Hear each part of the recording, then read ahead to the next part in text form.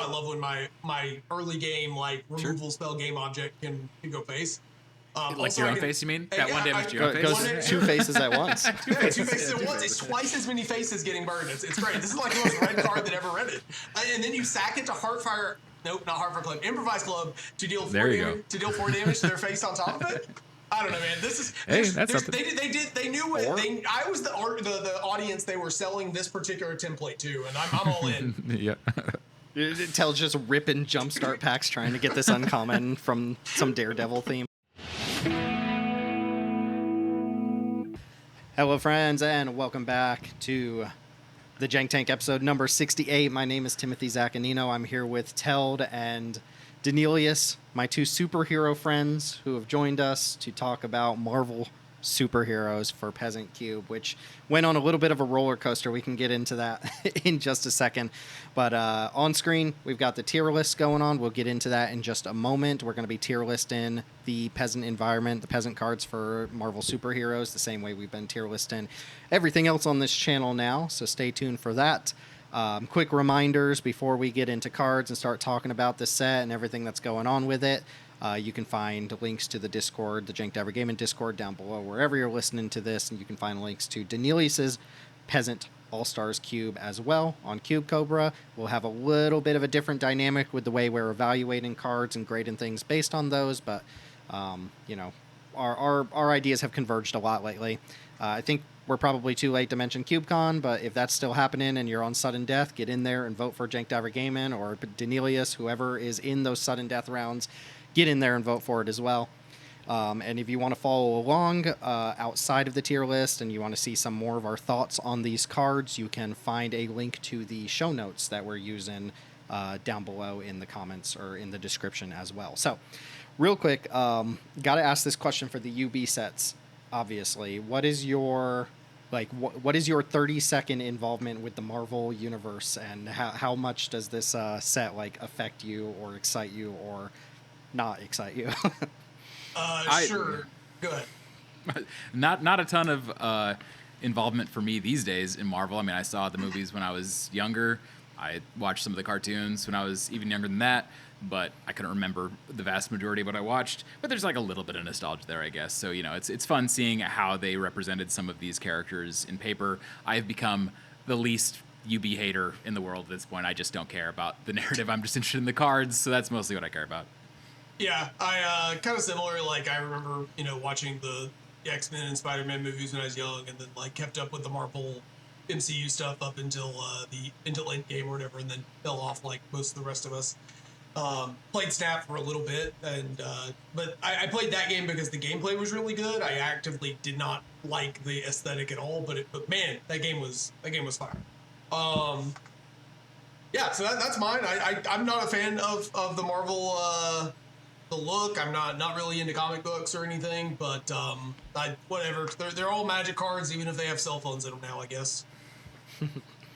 Yeah, I'm also one of those post Endgame dropped off kind of people, but I would say that was 8 years ago. I'm at the point where I no longer feel Marvel fatigue because I no longer feel obligated to care about anything Marvel that comes out. So I'm fine with Marvel and MTG. I wish it wasn't going to be happening 6 times or whatever. I wish there was a little more diversity to it, and I don't even know where we go from Marvel superheroes with 6,000. We simultaneously got 6 Iron Mans, but also scraped the barrel for the Whistler and Stiltsman or whatever. I saw Stiltsman today. That's a villain in your universe. I don't remember. He's just a dude on stilts. Yeah, there's not X-Men. There's not Guardians of the Galaxy. I think those. Why do you think that is? Huh? Those are going to be the two. Well, we still got 4 more Infinity Stones they've got to package into sets over the next few years.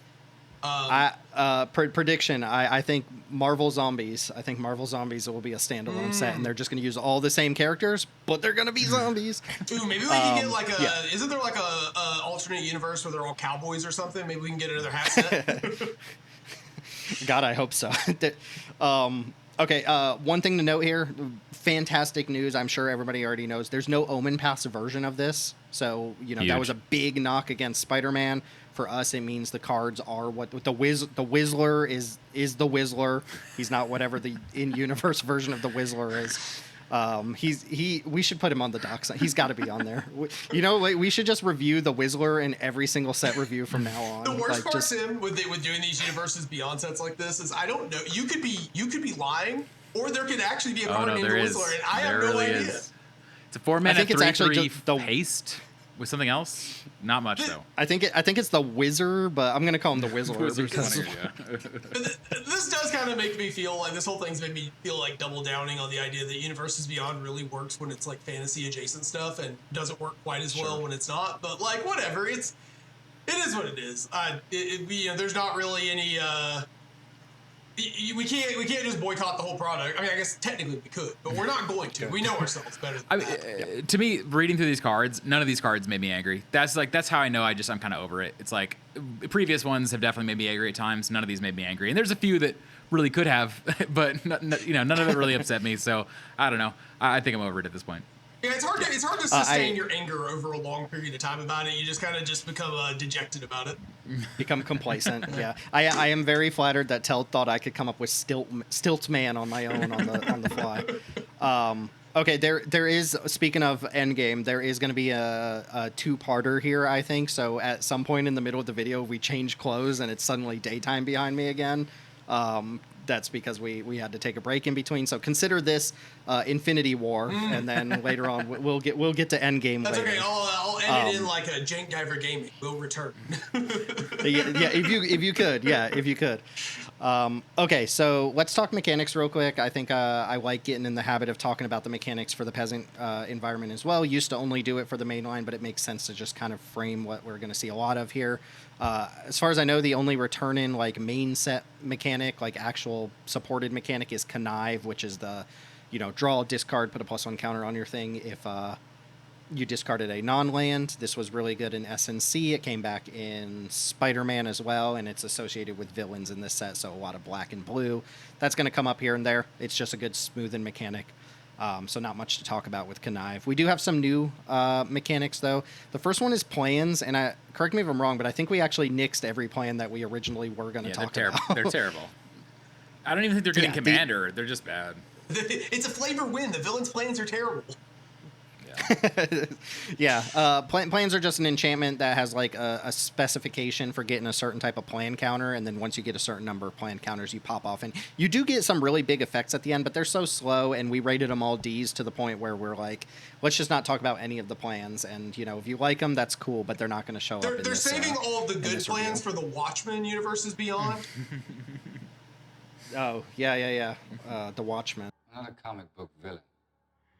Do you seriously think I'd explain my masterstroke to you if there were even the slightest possibility you could affect the outcome? I triggered it 35 minutes ago. Okay, next up, Power Up. This is basically Exhaust. It's an activated ability on creatures that you can use only once. The only difference with it is that it's discounted by the creature's mana cost the turn that creature enters the battlefield. So if a creature it costs 1 and a red to cast, and it has a power-up cost of 2 red, you can power it up for 1 and a red that turn. It reduces the full mana cost, not the mana value, so the colors are factored in there as well. And the kind of shorthand here is, simple addition. If you want to cast a creature and power it up in the same turn, the cost is going to be whatever the total power-up cost would be. So it's the way to think about it is it's kind of just kicker.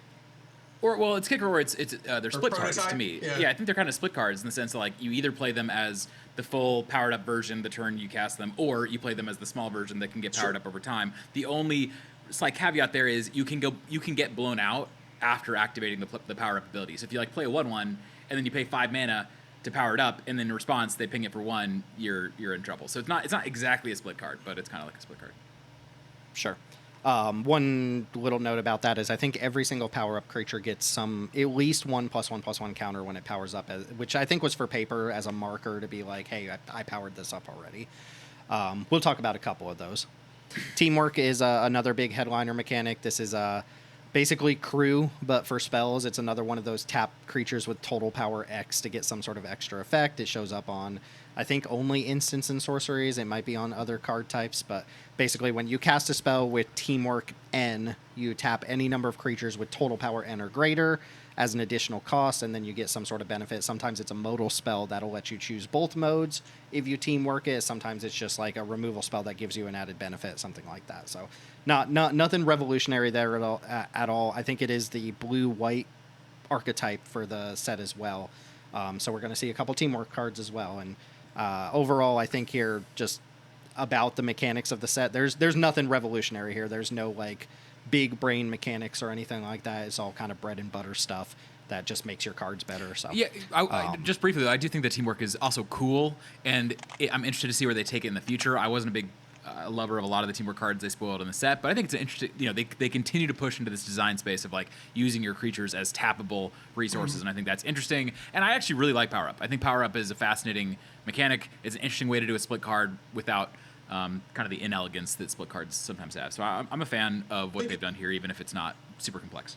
Yeah, I also like that Power Up kind of crosses over into like +1 counters and some of these other more archetypes that like some are themes that sometimes need a little extra support, while also just most of them are just fine cards when you play them. So yeah. I was a little worried when they spoiled Thor's Hammer that we would have to talk in depth about equip worthy, but it's only on the one mythic rare, so we're going to gloss over that. We'll have to talk about it for the mainline review, Teld, because I think Thor's Hammer actually is pretty good. That's a good card, yeah.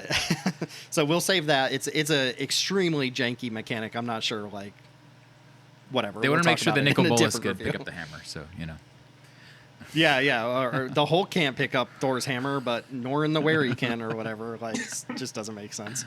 Sorry, Danilius, do you want to do a quick rundown of the tiers for anyone who's joining us for the first time here? Good idea. Yep. So we used to do things in the old, LR A through F grading system, but we don't necessarily think that's the most valuable way of evaluating cards for Cube, especially when different people can have kind of different priorities in how they are developing their own cube. So we think about it from an S to D perspective. S are kind of either the strongest cards or the cards that just have the most cube equity. We're going to have an S cube equity card in this set, so it'll be a good time to talk about it. But cube equity, we say a lot. That's basically just like this is adding a lot to your environment, even if it's not necessarily the strongest card. A's are cards that aren't quite the strongest, but we still would suggest for the majority of cubes out there that they will make those cubes better. B are your just kind of down the middle role players. They still have a pretty wide application, but you can kind of take them or leave them. C's are going to be more niche role players that only fit into certain strategies, under supported strategies often, or they're just going to be kind of weaker role players in general. But you'll still see C's in cubes from time to time. They'll be fine. And then D's are the cards we're just saying are generally pretty weak or have the least cube equity, and most of the time we would not recommend you play with them unless they just spark joy for you, in which case go for it. Most of the time, there's also a hidden F tier, which are cards that we didn't talk about at all. We don't consider worth discussing, or occasionally we do miss cards. Got an SOS one we would have to talk about. But in this case, this set ended up with the Jumpstart being so large that we took off a number of cards from our original discussion because we all agreed they were Ds and not particularly exciting Ds, but we would normally, kind of briefly touch on them.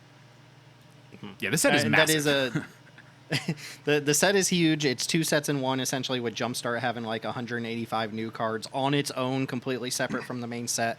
And it kind of, I think, at least saved, I think, Danilius's and Teld's opinion of the set up until they spoiled all 185 cards overnight for some reason. Why did you do that, Watsy?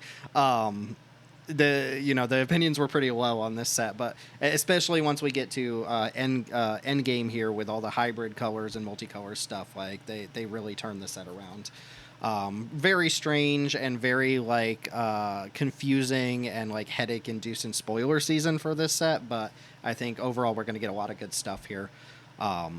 Any other last-minute Marvel things? Anything you got to get off your chest about the design of the set or Jumpstart or anything before we jump into card by card here? Yeah, just to reiterate what you said, this is twice the size of a normal set, literally, with the Jumpstart stuff. So we could have talked about 10, 20 more cards pretty easily that kind of exist on the margins of cubability, but we had to cut it off somewhere. So, it is what it is. Also, the vast majority of cards that we're going to talk about today are legendary creatures for what that's worth to you. We still only really have, Frodo as a legendary creature payoff, but it's just something worth noting. There's a ton, 40 legendary creatures we're going to talk about today, so something interesting, certainly, about UB. Yeah. Okay, well, with that, let's go ahead and jump into it. Starting off with white, going in Wooburg order here. We have a legend. We're going to start off with a legendary creature. It's Colleen Wing Street Samurai. This is 1 in a white 2/2. I'm gonna not say legendary on like every single creature. They're almost all of them. If they're a named hero, which is basically every one of them, they're a legend. Yeah. So Colleen Wing is a human samurai hero. It's a 2/2 for 2. Whenever you cast a spell that targets a creature you control, put a +1/+1 counter on Colleen Wing and scry 1. Notably, the red-white theme of this set is like prowess / heroic, basically casting non-creature spells. So there are a couple heroic creatures, but as it was pointed out to me, this actually triggers on you targeting any creature you control with a spell, not just Colleen. So it actually is easier to trigger than heroic. It's really weird coming off the back of repartee. And having so many of these different mechanics now, like Valiant, Heroic, Repartee, and then like this unnamed mechanic, and they all work differently. But the card is a lot better that it can trigger off of you targeting any of your stuff. So 2 mana 2/2, it can grow as you target your own stuff and get some extra scries. Seems like a decent little C, which is where I have most of these heroic level cards. Yeah, it's a bit of a shame to me though, because if this had been Valiant, I'd be kind of just jumping through the roof. Like, oh, this card would be so good if it had that. As is, yeah, this is like the heroic seed we keep talking about, and we actually have a plan for that, but we'll get to that at some point. But yeah, we like a lot of these cards. Like, there's clearly something here. It's just going to be hard to realize in your average. Just the main thing worth noting here is I think this is the best white 2-drop heroic creature. The other two that are in contention would be Angelic Cub and Illuminator Virtuoso. I do think this kind of super heroic text makes this the best of the bunch. That still doesn't get it out of C. You need to have plenty of self-targeting effects to run heroic cards, and the majority of cubes can't really do that. So I think it's definitely C. Mm-hmm. I know this is better than heroic, but I kind of, especially as a Theros stan, I kind of wish these heroic cards just used the word heroic in the Marvel Super Heroes set. Ooh, that's a good point, yeah. It's fine. This is better for not having heroic, you know. Okay, next up, Night Nurse, Healer of Heroes. This is 1 in a white for a 2/1 human doctor hero. It has flash, lifelink, and when Night Nurse enters, choose target permanent in your graveyard that was put there from anywhere this turn and return it to your hands. So a side grade to Samwise, the uncommon Samwise that does something very similar. That one doesn't have lifelink, but it does have some ring tempts you text. You know, take your pick of which you think is better. I'm assuming lifelink is better on average, but that ring text does matter. So, well, this also has this an added decent bonus of being able to pick up any things that went to the graveyard for any reason, whereas Samwise only gets it from the battlefield. And I think that does really matter because, you know, surveil or discarding, you know, discard to me is the easiest one to imagine you're enabling with this, with like your 2-drop looters in blue or in red. So I think it's much easier to realize the card or to get the card off of this card. The problem is you still are having to jump through hoops to get that card. And the card that just kept coming to mind as I was trying to evaluate this is the 2/1 artifact that draws a card on ETB, the Split Skin Doll. It's like Split Skin Doll is like this, but it's just so much easier to get the card off of it. It's way lamer. It's more boring. This has a lot more words on it, but like, yeah, isn't it just kind of worse? I don't know. As lifelink, I mean, that is very relevant. Something. Yeah, I think this card is, for me, like right on the edge between C and B, because I do think there's a lot here, but I do think the fact that you're making me work for my card draw is still a little bit more than I'm probably willing to just like slam into a cube before I've put in all the other cards that do similar things for easier times. Yeah, I think bottom of B is where I'm kind of leaning. The Skyfisher tier list is like totally botched after this set. It is. By the way, true. like it's yeah. what's the word they're using now? Scuffed? Is that the word kids are using these days? If they were using a long time ago, yeah.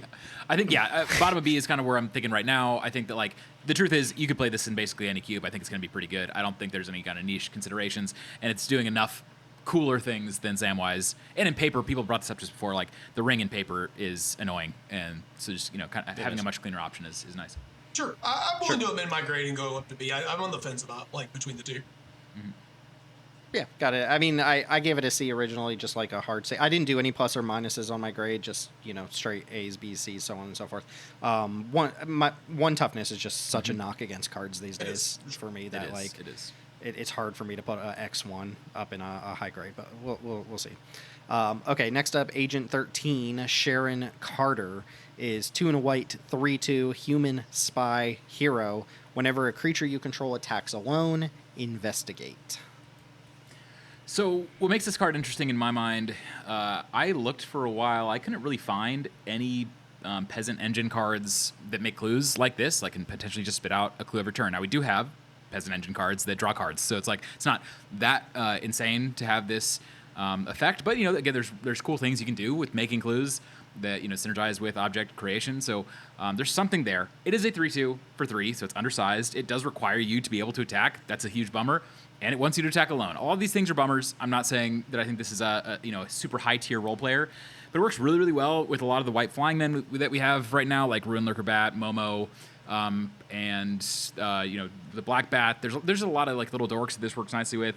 Imagine playing this on 3 after you've played your Shoreline Looter, and so there's like just some stuff here that is interesting to me. As long as you can get that first token relatively free, then it's pretty compelling to me. But sometimes you have to be blocking. This is not a great blocker. So, I think it's a weak role player, but I don't think it's crazy. It's an engine card at the end of the day. So there's something here. Yeah, can't say higher than C on a 3/2 for 3 that like does not guarantee it's even going to do the thing. So, plus like sometimes you don't want to attack alone. So yeah, It's much more of a mid-range card. Like, especially in white, I would say it's the majority of the time you don't want to attack. Yeah, it's really not an aggro card. It's very much a mid-range card. It's in my mind, it's kind of like a Mardu or maybe a white-blue mid-range card where your goal is to, you want the card advantage. You're not expecting to ever go hit attack all until the last turn of the game, et cetera, et cetera. Yeah. Okay, next one of the late ads from the main set here. This is sorry, that's not the name of the card. You are not Agent 13. This is Red Guardian Super Soldier, 2 and a white, 2/2 human soldier villain with flash, and when it enters, destroy target creature an opponent controls that dealt damage this turn.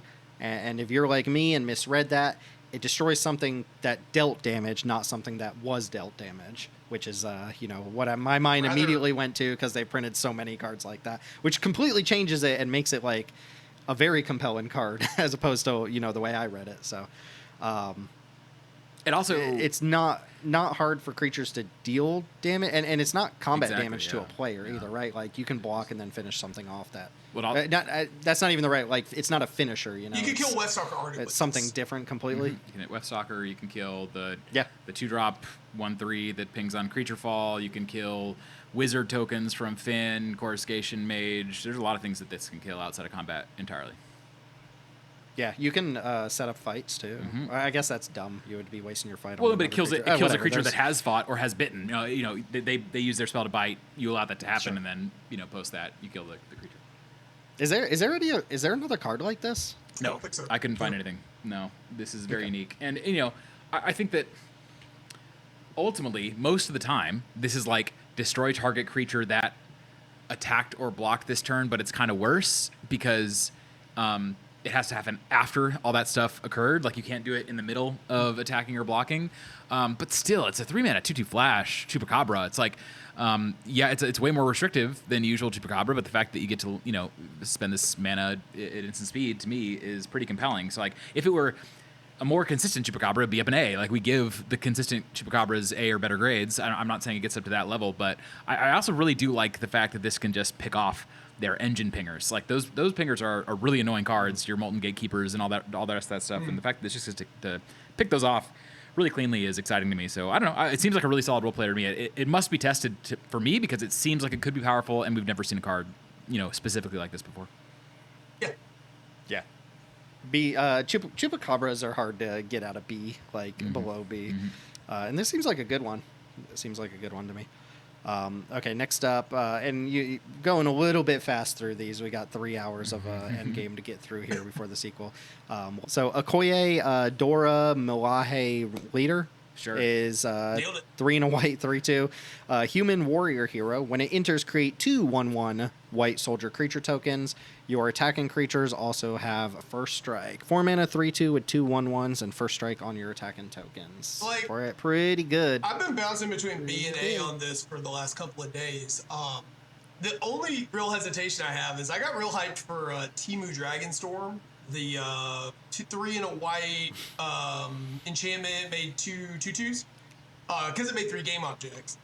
And that card kind of sucked, but this card is 3 creatures. Like this card is 3 things that are able to attack and block, and it has rider text, which I think that attacking tokens having first strike reads like it could be flavor text some of the time, but I think it's going to come up quite frequently that it makes blocking difficult, especially with things like your living weapon equipment really come to mind. Something like a Barb Batterfist with this gets a whole new lease on life and being able to attack.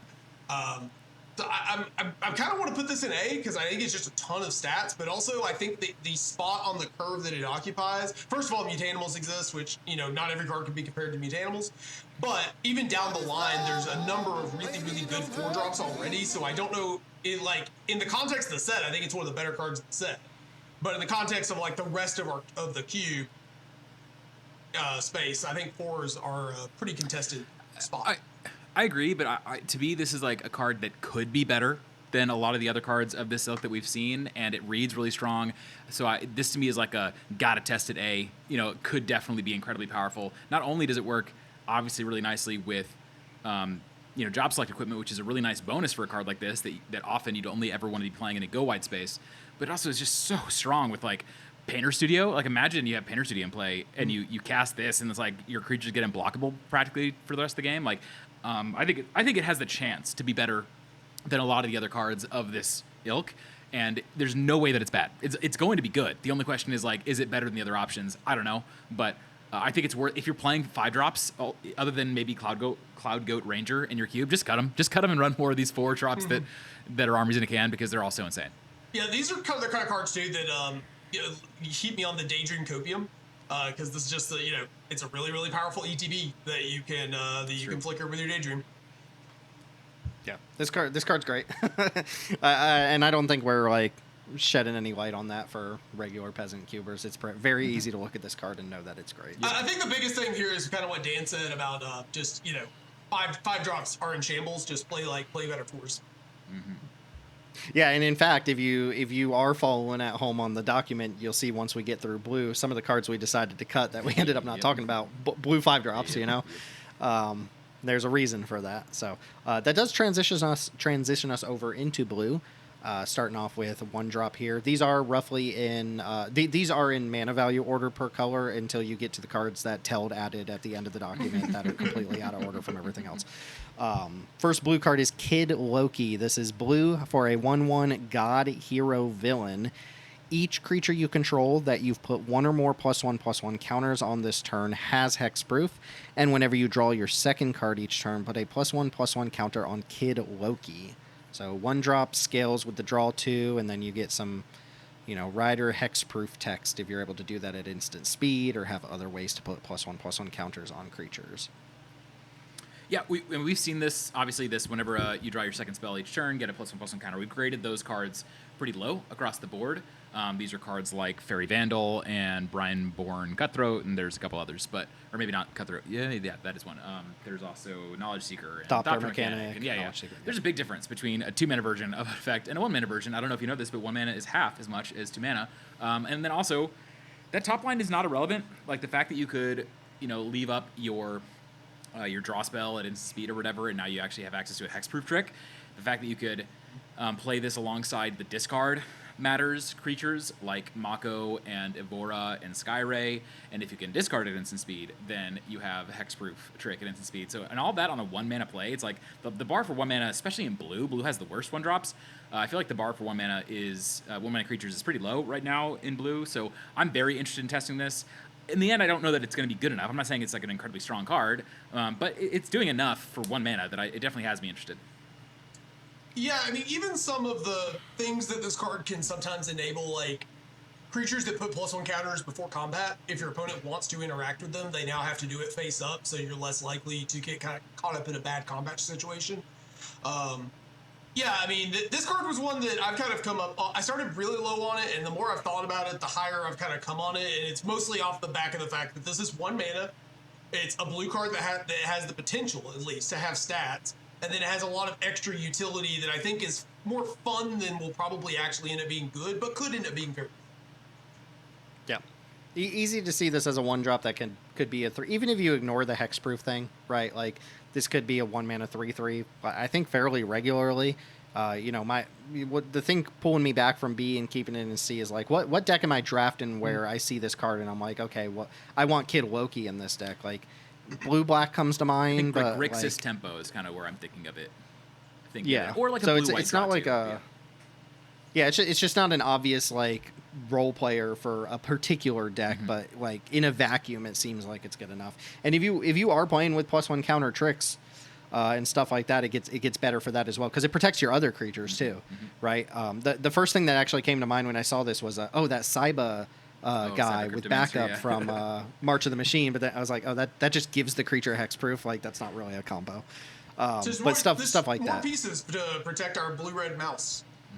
Yeah, revitalize and repass. This saves your creature when you put the +1 it counter. saves it from exile. That's nice. It does. Yeah. It does do that. Hexproof is different. Yeah, but this is a cool card that I think like, especially because we play like almost no blue ones, and we've been looking for blue ones, so seems like a totally testable card. Yeah, to me. and then it has the secondary like downstream thing of signaling for newer players. Like we do have a draw two is like a thing that blue does pretty regularly.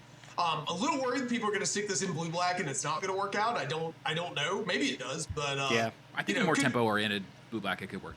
Yeah, but like I like cards like this that kind of incidentally send some signaling for something that is actual. Danelius, as a non-Marvel head, what do you make of the type line God, Hero, Villain? I see God and I say it's not supposed to be able to die, right? That's how gods work in Magic. No, these are Asgard gods. They can totally die. Oh, but it can get Norse hexproof. mythology, right? It can get hexproof, so it It protects itself. Sure. I was thinking more the hero and villain. Are hero thing. villains supposed to be like anti-heroes or like characters that in the comics have been like on both sides of fights before? Probably. But also, just for the limited format, I think that's actually kind of cool because villain tribal and hero tribal are two things in the set, and you know how much I love changelings, so it's a little changeling for the type. My little green-white hero deck splashing Kid Loki over here. All right, big player here, big player. I don't know how to say it. Shi'ar Soldier, I guess. This is a Jumpstart card. It's 1 in a blue, 1/3. Its creature type is Shi'ar Soldier as well, I guess. It's a flyer, so 1/3 flyer for 1 in a blue. You can pay blue and tap it. Return another target permanent you control to its owner's hand. Activate only during your turn. Did I skip a card out of order or something? Fine. I had them out of order. It's no big deal. What is love? Love, baby, don't hurt me. Yeah, this is Essence Reliquary on a 2-mana 1/3 flyer. That's very exciting for you Essence Reliquary lovers out there. I have a question. I'm the Essence Reliquary lover. Yeah, have y'all played with Essence Reliquary in the last year? Not recently, no. Yeah. I'll be honest, it has made good, well-performing deck lists in my environment pretty rarely in the last year. It's not really been a success story. So, okay, Dan, what if it was 2 mana? What if it was 2 mana and could block? Well, that's what I was gonna say. What I was gonna say is that to me, if I had to regrade Essence Reliquary, I would give it a C, middle a C. And the fact that they took that and then just made it, in my mind, way better, significantly better, is exciting. 2 mana 1/3 is not an outrageously bad body. Sorry, 2 mana 1/3 flyer, I should say specifically. That's not a terrible body. It's not the best, but it's not the worst. And that ability is just very activatable. I wish it wasn't. I guess I wish it wasn't blue. Blue is not really the best. They did nerf it a little bit by putting it in blue. Yeah, it would have been way better in white. It would have been way better in red or black. But we're getting more of these spells as object effects in blue. We got a couple more in this set that are they kind of mismarked up by a little bit, but whatever. I love this card. It's Essence Reliquary on a creature. We don't have to say anything else. It's very cool. I don't know how good it is. We'll find out. Yeah, I've got this graded as a B, just like you guys. It's S in my heart though. This is the most S in my heart card I think I've ever seen. Pick up your Cryogen Relic. Pick up your Invasion Submersible. There's you'll figure out things to do. It's really it attacks in your Flyers deck too. It's a Flyers. Yep. It's a Flyers card, guys. Absolutely. Yeah. Also love the card. You guys covered pretty much anything I could say about it. Quick question though, because we did get some feedback. People want to see the coup tier list. Well, do you think there's a do you think there's a Shi'ar tier list in our future? Do you think we could do best I think this Shi'ar? would be S Shi'ar at the moment at least. All right. Got some skips here. Oh, another sweet one here. Also from the Jumpstart set. So you won't ever see these sweet cards in limited. I don't understand, guys. I'm not used to having excitement over blue cards. Well, really quickly, have we graded a blue card over a C in the last 3 sets? We didn't kind of give our overall how will this format impact cube thoughts at the beginning, but to me there's 2 things to get excited about from this set. If you're like, should I care about, definitely want to re-record the intro now, but why should you care about this set for Peasant? There's so many dope hybrid cards. Like, we'll get to that later on. Like, wow, did they juice the hybrid cards in the Jumpstart set especially? And then there's a lot of really good blue cards. Like, these are 2 things that I would have said I desperately wanted in my environment was better hybrid and better blue, and we got both. So I think it's a really exciting set. Yeah, not only is this like a better blue card, but this card looks amazing to me. It's okay. So the card is Rescue Pepper Potts.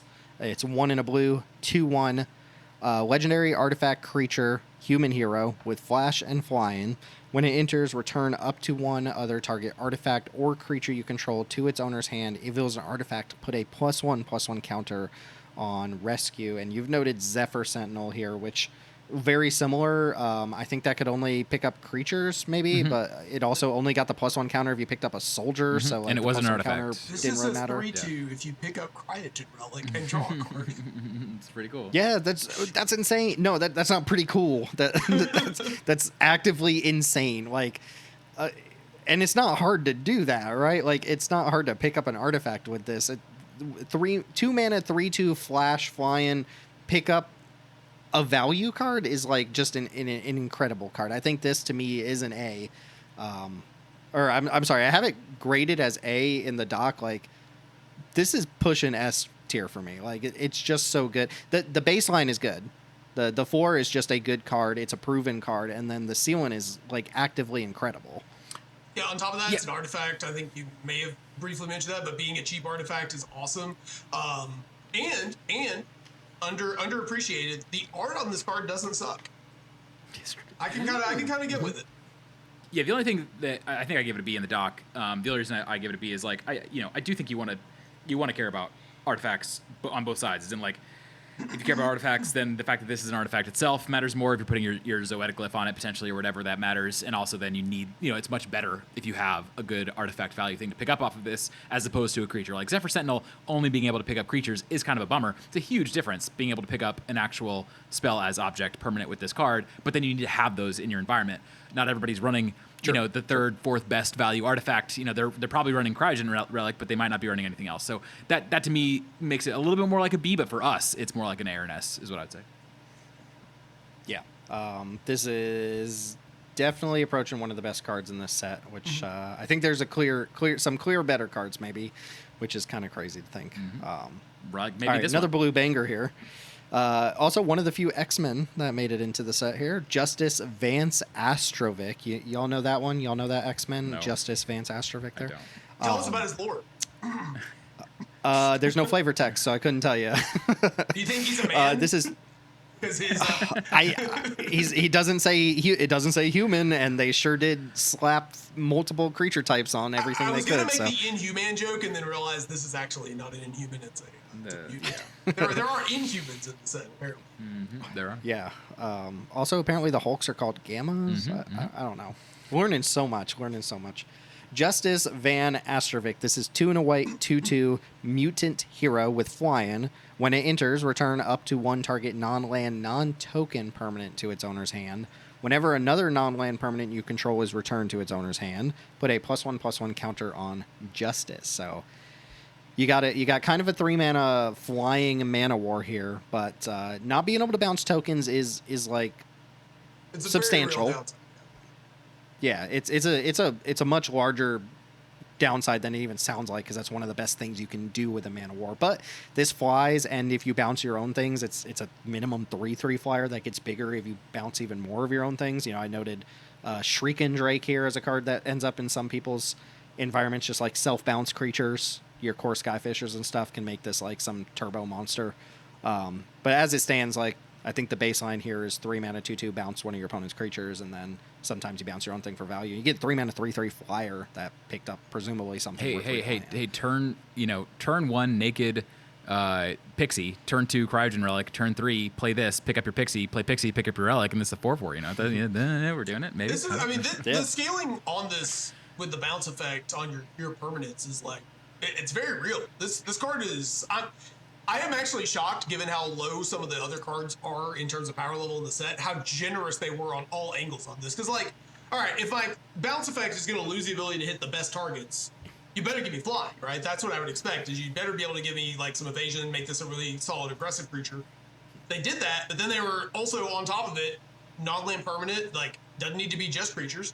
And then giving you that layer of being able to buff it up and be a real threat. I mean, there are going to be times where you see this and it's just like big chunky flyer. I'm not saying those are going to be often, but they can come up. And we've got the bounce dude, the Essence Reliquary, and Rescue that we just talked about. There are quite a lot, and like when you start counting for white cards too, I mean, I think this card could be like legitimately very powerful. Yeah, I think the question that I have is just like how much of a nerf to the card is the non-token text, and I think it's a pretty massive nerf. I think it's like just really hard to get around. I would say I always want to be hitting a token with my bounce creatures, almost always. And so the fact they took that away does, again, it just kind of changes the nature of the card's ceiling in my mind. It's still amazing, but you know, we gave the 3-mana 3/2 elemental from ECL that bounces a creature on ETB. We gave that the A of, you know, like the best non-submersible bounce creatures, and I don't think this is better than that one purely because it just cannot act as a Chupacabra against tokens, which is really, in my mind, kind of important. So I still think it's amazing. I wouldn't hate saying that it's like a bottom of A tier card. I think it's somewhere between top of B, bottom of A. Love the card. Still think it's probably like third best in line for bounce 3-drops, but very, very good. I think I'm gonna need to see how often is this thing a flying 3/3/4/4 value card that is, because if it's consistently that, if that's like our play pattern with the card, I think that in and of itself is like just kind of banging. Like a 3/4/4 flyer that draws us a card is like incredible. Well, and a lot of that's just going to come down to environment, you know, makeup, like how much Pixie effects are you willing to put into your cube? The more you put in, the better this gets. Yeah. The token thing does knock it down for me a little bit, especially given some of Green's best cards right now are Make are 3/3 tokens.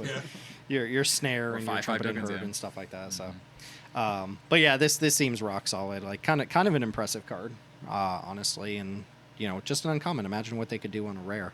All right, next up is Shield Deployment Drone, which I don't know what Shield means, but I'm not gonna try to figure it out now. This is 2 and a blue, 2/2 artifact creature robot, not legendary. This has flying, and when it enters, you create a 1/1 white soldier creature token. So this one's really funny, right? Because we did blue 3s not too long ago, and we rated Preenan Champion, which is this card as not an artifact. It's the same exact card, but not an artifact. Danielius, you said we rated that in the B range. Low B. Yeah. But low B, but we've got this in the C range, despite being pretty much a strictly better card for Peasant Cube because it's an artifact. I don't know if you want to spoil too much about a card coming up later, but The only thing I'll spoil is just that, you know, Shield is the organization that fights with the heroes or something like that in Marvel. I have no idea, but Nick Fury runs Shield, so that's the important thing to spoil here. That's why obviously this is a C. The other reason is we have a card coming up that like just dunks on all of the cards like this so hard that I think it's kind of hard to give any of these 3-mana make 2 bodies and not do anything else super impressive cards higher than a C going forward. It's like it's the card is that impressive. I think it shifts all the grades for Printing Champion and this card down to C. yeah. If this was double artifacts, I would say it's still like in the B range, but the thing it makes on the ground is not an artifact, unfortunately.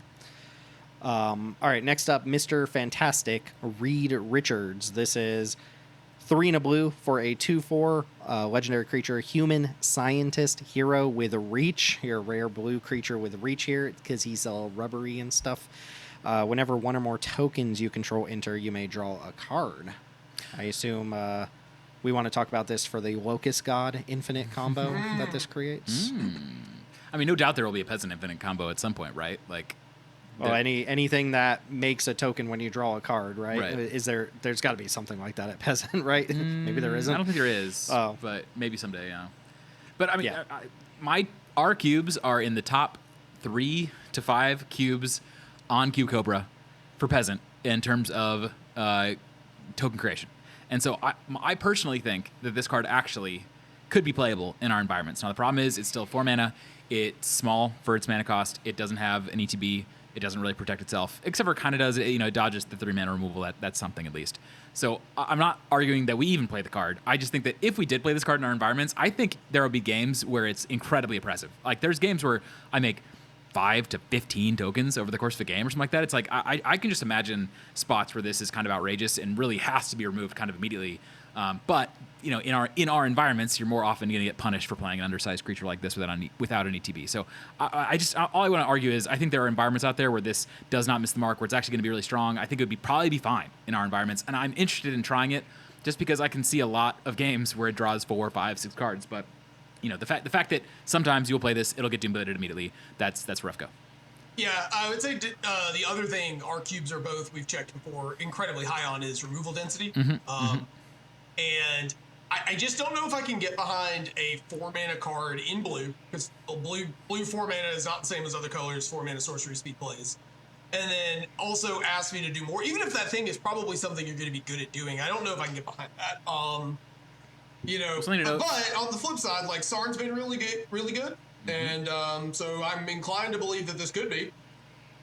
Yep, and one thing to note is there are some cards that combos with the turn it comes down. So like you could play this with Lita in play, and you immediately draw a card. And there's, I think I went through kind of highly played peasant cards, and I found like a half dozen that could immediately trigger off of this, or trigger during combat, or on your end step, or whatever. So there are some situations where this will have a pseudo ETB at least, but that won't be common.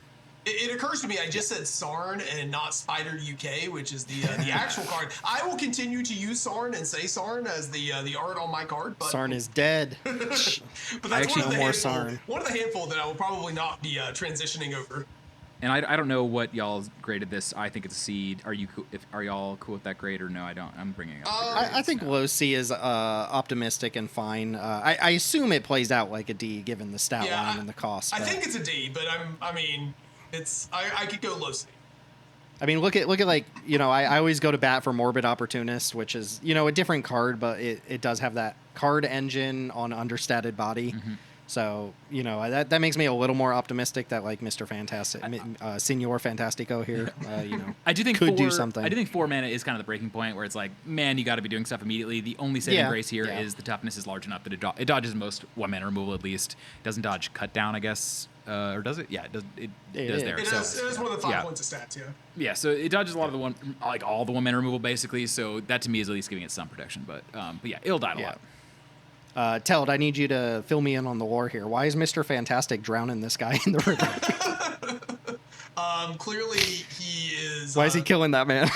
This is clearly his murderer's arc. It's clearly one of the evil. It's evil, Mr. Fantastic. When he decided he had enough, he's been stretched too thin. That is what the flavor text says. Okay, next up, Victor Timely Wily Tycoon from the Jumpstart set. Did this dude just walk in from OTJ from Thunder Junction? Like, what's going on? Or from Doctor Who. It seems like a Doctor Who card. Is this the guy from the Prestige? Like, what is this? Victor Timely. Okay, so this is 4 and a blue, 3/4 human artificer villain. When he enters, you may cast target artifact, instant, or sorcery with mana value 4 or less from your graveyard without paying its mana cost. If the spell would be put into your graveyard, exile it instead, which is kind of interesting for like the artifact part of that. But, yeah. I mean, the artifact part is the part that makes this really interesting, right? Compared to all sorts of different Snapcaster variants that only target instants and sorceries. That, and it's free. Like, we had to pay for the creature, but like, not having to pay on the extra tax there. I don't know. Like, I feel like we've resolved our guy, we get our thing, but the artifact here is really big. I don't know. Like this. Maybe I'm gonna get bit by these again because these always read a little better than they play. But like, I feel like this one's pretty good. Yeah, they always read better than they play because there are just game states where you can't cast it, and that or like you can cast it but you won't get any value from it, and that feels really bad. So like, I mean, it doesn't just feel really bad. It can be quite bad. So I gave it a high C, low B, and because yes, it will fail to have a target sometimes, but man, there are some kind of crazy plays with this card. Like, imagine you turn 4 Talron's Invocation, turn 5 play this, flashback your Talron's Invocations. Like, there's some really busted stuff I feel like that you can do with this card. You can flashback your Samurai's Katana after discarding it to a discard effect. Like, there's a lot of very cool things you can do here. So, and if you just think about, the other lane I was thinking about this is just with white, with like Battle Screech or Battle Screech related effects, like if you're playing Release the Dogs or those types of effects, then this just gets to be a doubler on those. Like, the highs on this card are really, really massive. But yes, sometimes it'll do nothing, and that keeps it kind of in this low B range to me. But I think this will be a backbreaking card at times. It's also a 5-mana card. 5-mana cards are obviously kind of suspect in our environments at the moment. But yeah, I think there's enough here to get excited about that I'm definitely going to be testing it. Yeah, I think so too. Your dubious delicacies, your spicy oatmeal pizzas, all that stuff, like ETB on artifacts. It also doesn't have to be non-creature artifacts. So, I mean, if you've got an artifact creature in your graveyard, you can slam that into play. Pact Altair. Yeah. Maybe. Something like that. Yeah, something like that. I mean, even if it's just like, rescue, we just talked about it. Like, I don't know if you necessarily want to pick this up with your rescue, but, they're putting it into play is still, like, adding a lot of stats. That's the thing that strikes me is this artifact text being able to do some of this stuff to be able to get stats into play for a blue deck is, like, that's the most compelling thing to me. And like Dan, most of the things you mentioned were all things that make tokens too. So it's the same idea. Just this is the most flexible in terms of letting our blue card actually add enough stats to the board. Mm-hmm. Yeah, I didn't clock that this could hit artifact creatures, which is very relevant. Mm-hmm. So nice little bump in front. All right, more time stuff here.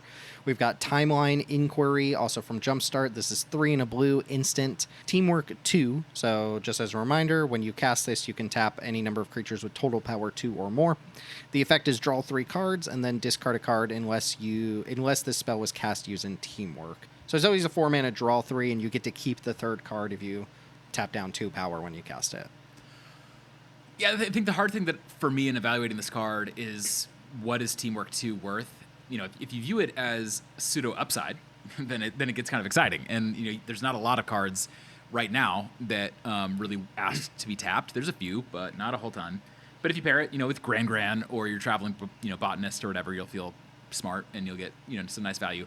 If you view it almost more as like paying an extra mana, which if you think about Convoke, for instance, that's you're tapping your creature to pay for a mana. It's kind of like that. Well, then 5 mana for this effect is not exciting at all. So I don't know. I see potential here more than I see a desire to really play with it right now. But especially if we get there's another card in this set that we're going to talk about that has an on-tap ability. I feel like they continue to push that lane. So I could imagine this by the end of the year being something that I'm interested in. It's not something I'm planning on playing with right now. Yeah, without Teamwork, it's just Reign of Revelation, right? Mm-hmm. So yeah, we haven't been on Reign of Revelation in a very long time. Even if you get it too, 4-mana draw 3 is like good. That is solid. It's not but it's not like a world-changing effect. Nope. We have that. Yeah. There's like multiple gold cards at this point that do that for 4 mana with upside. Okay.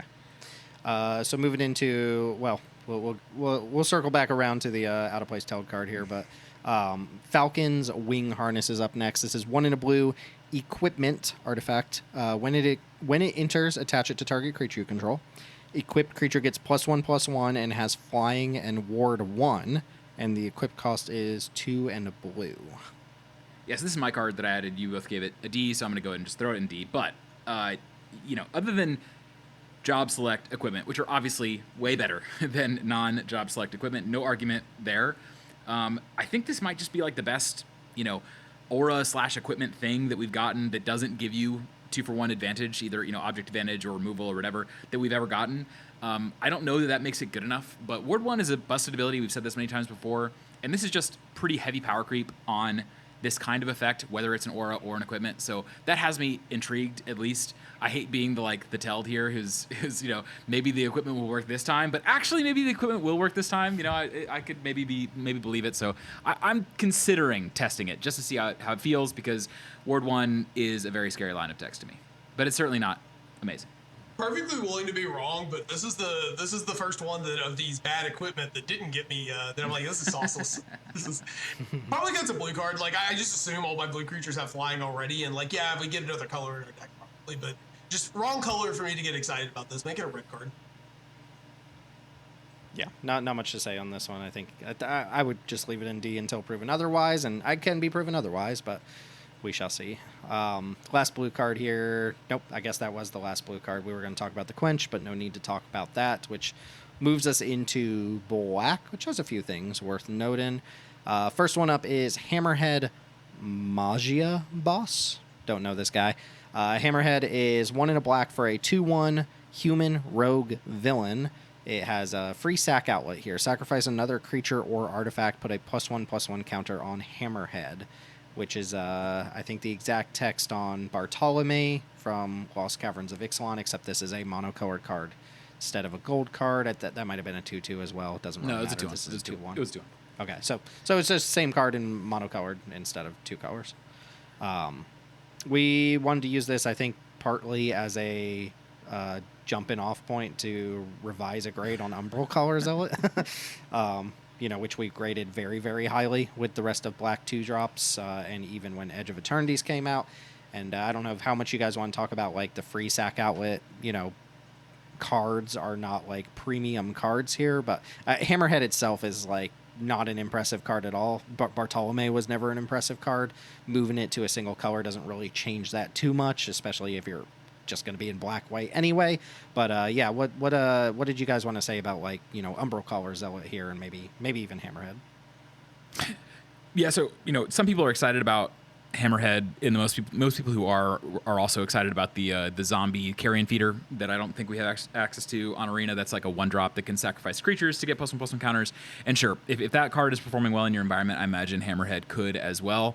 In terms of, like, while we were throwing it in D, and I think I might have given it a low C, but it doesn't really matter. Like, it's very small up front, and similar to other cards that we've talked about, where it's like this is kind of the payoff in a way for you doing your synergy thing, and that payoff is you get, like, a larger creature. That's just not very exciting at all.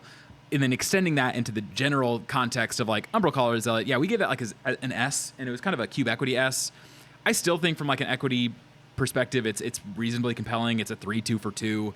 You will get some value off of it. It kind of turns off your opponent's removal, but the whole sacrifice your creature stuff has just not worked at all in either of our environments, in ever. Like, I can't even remember the last time that I saw a really successful sacrifice your own stuff deck, other than with, like, weaponize the monsters or something like that. But, like, sacrificing your creatures for trinkety value, like scrying or growing your creatures, just has not really come close to being effective in my environment. And so I'm just, for the time being, I'm off of it until I can. I'm still playing with Zealot, but until I see somebody win a game, win a tournament with this style of gameplay, I'm very down on it. Yeah, I think Zealot still skates by off the fact that, like, compared to this card, for example, Zealot just gives you an activation of this card for free. And Zealot, you just activate a lot less than you would expect. We also kind of, I guess, were a little optimistic that the open-ended sack outlets would open up more, kill you from 10 type plays, and those just really haven't panned out. So, like, I still think Zealot is a fine card. It's a good card, but I would probably put it somewhere in, like, low A to B rather than, like, the S that we gave it in our Black 2s episode, having had more time to kind of see how these decks are working. So I think it's a solid card. Like, it still will occasionally, you'll brick a not brick a removal spell, but you'll get to turn a removal spell of your opponents into, a little bit of residual value here and there, and that's totally fine. It's just not something that's, like, puts it in the same realm of conversation as, like, Deep Cavern Bat.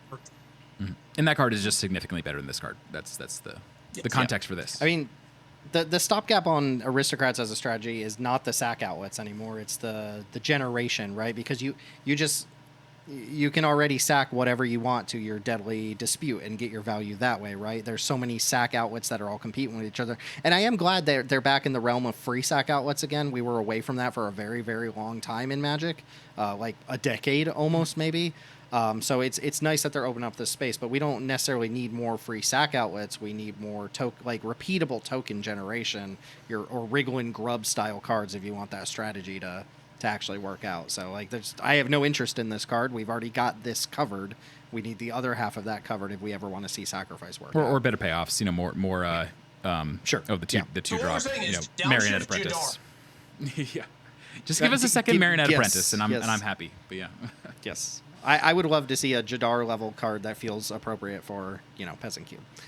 Okay, next up, Mach 1 Swooping Scoundrel. This is 1 in a black, 1/3 artifact creature human villain with flying, and when Mach 1 enters and whenever you gain life, Surveil 1. The ability triggers only once each turn. Immediate comparison to Wreckage Wickerfolk as the 1/3 artifact creature with flying that surveils 2 on ETB.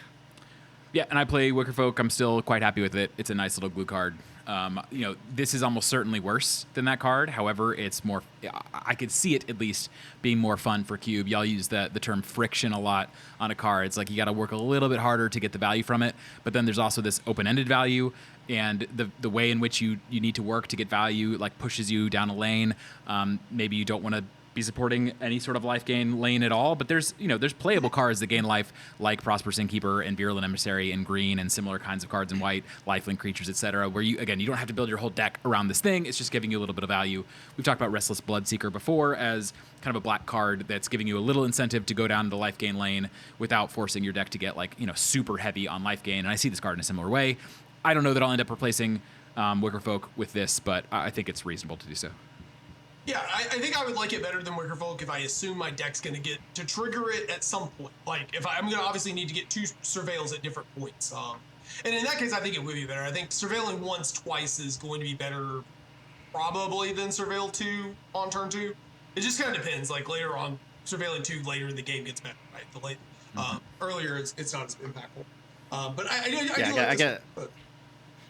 I guess it depends on like what ends you're using surveil for. Like, you play Wicker Folk a lot of the times to fuel the graveyard, and then you just want all the surveil up front. Whereas a life gain deck probably wants spread out surveils. It is kind of cool that this is in black, which overlaps with food tokens a little bit, and food can trigger this. But you don't actually want to be sacking your food for life most of the time. But maybe you do it if you get surveil off of it. So this is cool. I wish some combination of legendary / human / villain like really mattered, because Scarecrow certainly doesn't. Well, human matters with Torgal, and legendary matters with Frodo. So what else do you want? Yeah, I mean, but it doesn't work with Mutate. Like we can play that game. So we can play that. And this, the friction point is good. I like this card way more than Wicker Folk, just because it's like you have to work to get anything out of it, and I like that. Yeah, Wicker Folk is a sauceless card to me, and this at least has a little bit. Yep. Yeah, I also like this art. This is some pretty cool art. Robot dude. All right, next up, Ronin Shadowstalker. This is 2 and a black, 3/3, human rogue hero. You can pay 2 life to add 2 mana of any one color. It's pretty good. 3 mana, 3/3. Nah. No, that's good, right? Bring out the Sharpie. Redacted Cube. Redacted Cube All-Star. Okay, that mana can only be spent to cast equipment or activate equip abilities, and you can only do that once each turn. They did that. What's with the... I guess it's a commander thing. Anyway, you can also tap it, sacrifice an equipment attached to Ronin, and give... attached to Ronin, and give target creature -4/-4 until end of turn. That is only sorcery speed. So this is like a black equipment payoff, and kind of a really cool card if you're able to do stuff with it. It is a black card, unfortunately, which doesn't have a lot of do we only play Black Mage's Rod? Is that like the only black equipment that we're playing with? Yeah, you could play Dark Knight's Rod. You could play Dark Knight's Greatsword, but I don't think that's particularly great. I think in paper there's a 5 mana equipment that ETBs to destroy a creature, and it's like people play that a fair amount. It really a big bummer that Reconfigure does not count as equip, because it would be hot to play this and then give it haste immediately with your the rabbit 1-drop, but that doesn't actually work, unfortunately. I think that what you have to have with this card is lots of job select, living weapon style equipments. It doesn't make any sense outside of that context, but being able to play this on turn 3 and immediately double spell into another 2-drop is exciting. But black, as you already mentioned, we don't have many of those in black right now. I assume we'll be getting more, just because that just seems like a template that they're going to give us more and more of, and I love those cards, and I'm going to play with as many as I can get. So I can imagine a world in the future where this makes sense. I think the second ability it's not fake, but that's not enough to make the card worth running in my mind, because it's a 3 mana 3/3 with no ETB, no protection, et cetera, et cetera. So, but it does work really, really well with those living weapon equipment. The more we get in black, I can see this happening. Yeah, this is a cool card. I think it's the wrong color. I think paying life is a real big ask, but really cool design. Yeah, you guys got through that without mentioning Glimmerlight. I was sure Glimmerlight was gonna. I said it's a living weapon style equipment. That's basically a living weapon style equipment. Yeah, but the name tilts me. So. Yeah. All right. So next up, Hydra Troopers. This is 2 and a black, 3/2, human, soldier, villain, non-legendary. Whenever this creature enters, create a tapped 2/1 black villain creature token with menace. Sharpie Cube doing a lot of work here. Create a tap 2/1 villain with menace if there are 2 or more creatures in your graveyard. Otherwise, mill 2 cards. I don't. It's good if you get the dude. Yeah, I don't like cards that are this high variance. No. It's gonna bait. This baits me. This is I wanna such give it bait. a D. This is bait. I think it's a D. This card is ridiculous if you're getting the trigger every time. Is it ridiculous though? Like, it's good, but compare this to I put it in the doc. Mage's Attendant. Like, Attendant gives you the 3/2 and a 1/1 with an ability up front. This, if everything works, gives you 3/2 and a tapped 2/1 with an ability. It's like that's maybe a little bit better. Okay, yeah, Yeah, it's like maybe a little bit better than Mage's Attendant, but it's not a lot better than Mage's Attendant. And in your opening hand, it will rarely be that. Like, unless you have the Rumble on 2 or the Dredger's Insight on 2. This is like almost never in your opening hand gonna have that. So yeah, I think it's has D. menace, Dan. Yeah, that's true. Menace. I don't know. I'm pretty down on it, to be honest. Yeah, this might just be a D off the back of like there are enough times that it's just a terrible card that like you shouldn't even try to enable it. You know. Yeah, I think I started with like an optimistic C, and like the reality is that getting 2 creatures in your graveyard is not easy. No. I mean, in Graveyard Cube, where Sure. every single card is mill, like this is probably like a B or B- or something. But that's just we've seen mechanics like this so many times. It just doesn't it doesn't work out often enough to make up for the times where it is just really good And on 3. when it works, I don't think it's powerful enough for its narrowness. It's just so narrow, and I need a little more juice here. I feel like to be excited about it. How's it go? There's an old saying Saying in Tennessee, I know it's in Texas, probably in Tennessee, that says, "Fool me once, shame on you. You fool me, we can't get fooled again." Yes, exactly. Well, you ain't gonna fool me twice. You're gonna put me twice. Do you like my Bush impression there? That's great. That's good. Claw, Sonic Subjugator. This is 2 and a black, 2/2. Human rogue villain. A lot of those. It has Sonic Attack. When Claw enters, target player reveals a number of cards from their hand equal to 1 plus the number of creature cards in your graveyard. You choose one of them, they discard that card. So this ETB. is not They're Dot always Stalker. gonna get one card. Always Yeah. gonna get one card at least. This is not Dot Stalker Warlock. That card is significantly better. However, we gave that, I want to say, an A in the Black Threes review. This on turn 3, again, unless you've already cast your Rumble or your Dredger's Insight or you've had your Patchwork Beastie active for multiple turns, is rarely going to get you more than the worst card in their hand. You kind of want it the most in the mid game when you might have a few more creatures in play and they still likely have a big enough hand that seeing multiple cards is worth it. I think the fact that it's so rarely on 3 is just going to actually give you choice, like meaningful choice, makes it to me like a pretty weak role player. But especially in a cube where you're pushing graveyard synergies heavily, I think this makes sense. I liken this card a lot to the 3-mana 2/2 from the last set from SOS, where like if you gain life this turn, it's a Chupacabra or whatever. It's like I kind of see them similarly. They need really specific lanes. They're not always going to work how you want them to work, but when the floor on this is higher certainly than that card. Yeah, I think the thing that's keeping me off of being excited about this card is the lack of a combat keyword. I mean, because like Thought Stalker, at least when you have to run it out on turn 3 because you weren't able to get in, you at least got a creature that can like put some pressure on the game. This is just never going to do that. This is a Gray Ogre. Like it's just going to sit there and probably trade with the token at some point. Yeah, same boat. Missing a keyword to really get me excited about it. I think Claw was the dude that was played by Andy Serkis in the Black Panther movies. Yeah, which is kind of cool. Should have given this so like this is basically Gollum. like Death Touch or something. Give it a cool word. Tell, do you remember Claw in the early days of Snap? That was the one that like the one that added major to the lane right, next to yeah. it, right? It actually was like Yeah, really good for a while because ongoing decks were good and there was like amplifiers for it, so you could get like 12 points in the other lane. Yeah, I was so bad at that game. I get got by Claw every single time. All right, Madame Mask is up next. That's 4 and a black, 3/2. Human villain creature. Could probably stop there, honestly. But when it, 5 minute 3/2 better. when I don't think Sharpie Cube makes this card better. No. Sharpie Cube makes this card worse. Okay, so 5 mana 3/2. When it enters, she connives. And whenever you draw your second card each turn, you make a 2/1 villain. Is this one tapped? Hold on. No, this is just a 2/1 villain with menace. What if we Sharpie out everything between whenever and the comma? Because then it would be whenever created 2/1, created 2/1 with Whatever. That would be pretty good. That's pretty good. So 5 mana 3/2. If it survives and connives, you will get the 2/1. You can kill this thing with the connive on the stack, and you get nothing. that is a major downside to this. But if it sticks around, you're going to get a 3/2 and a 2/1, which Danilius just pointed out, not very good on a 3-drop. Like it's fine on a 3-drop. A little bit rough on a 5-drop.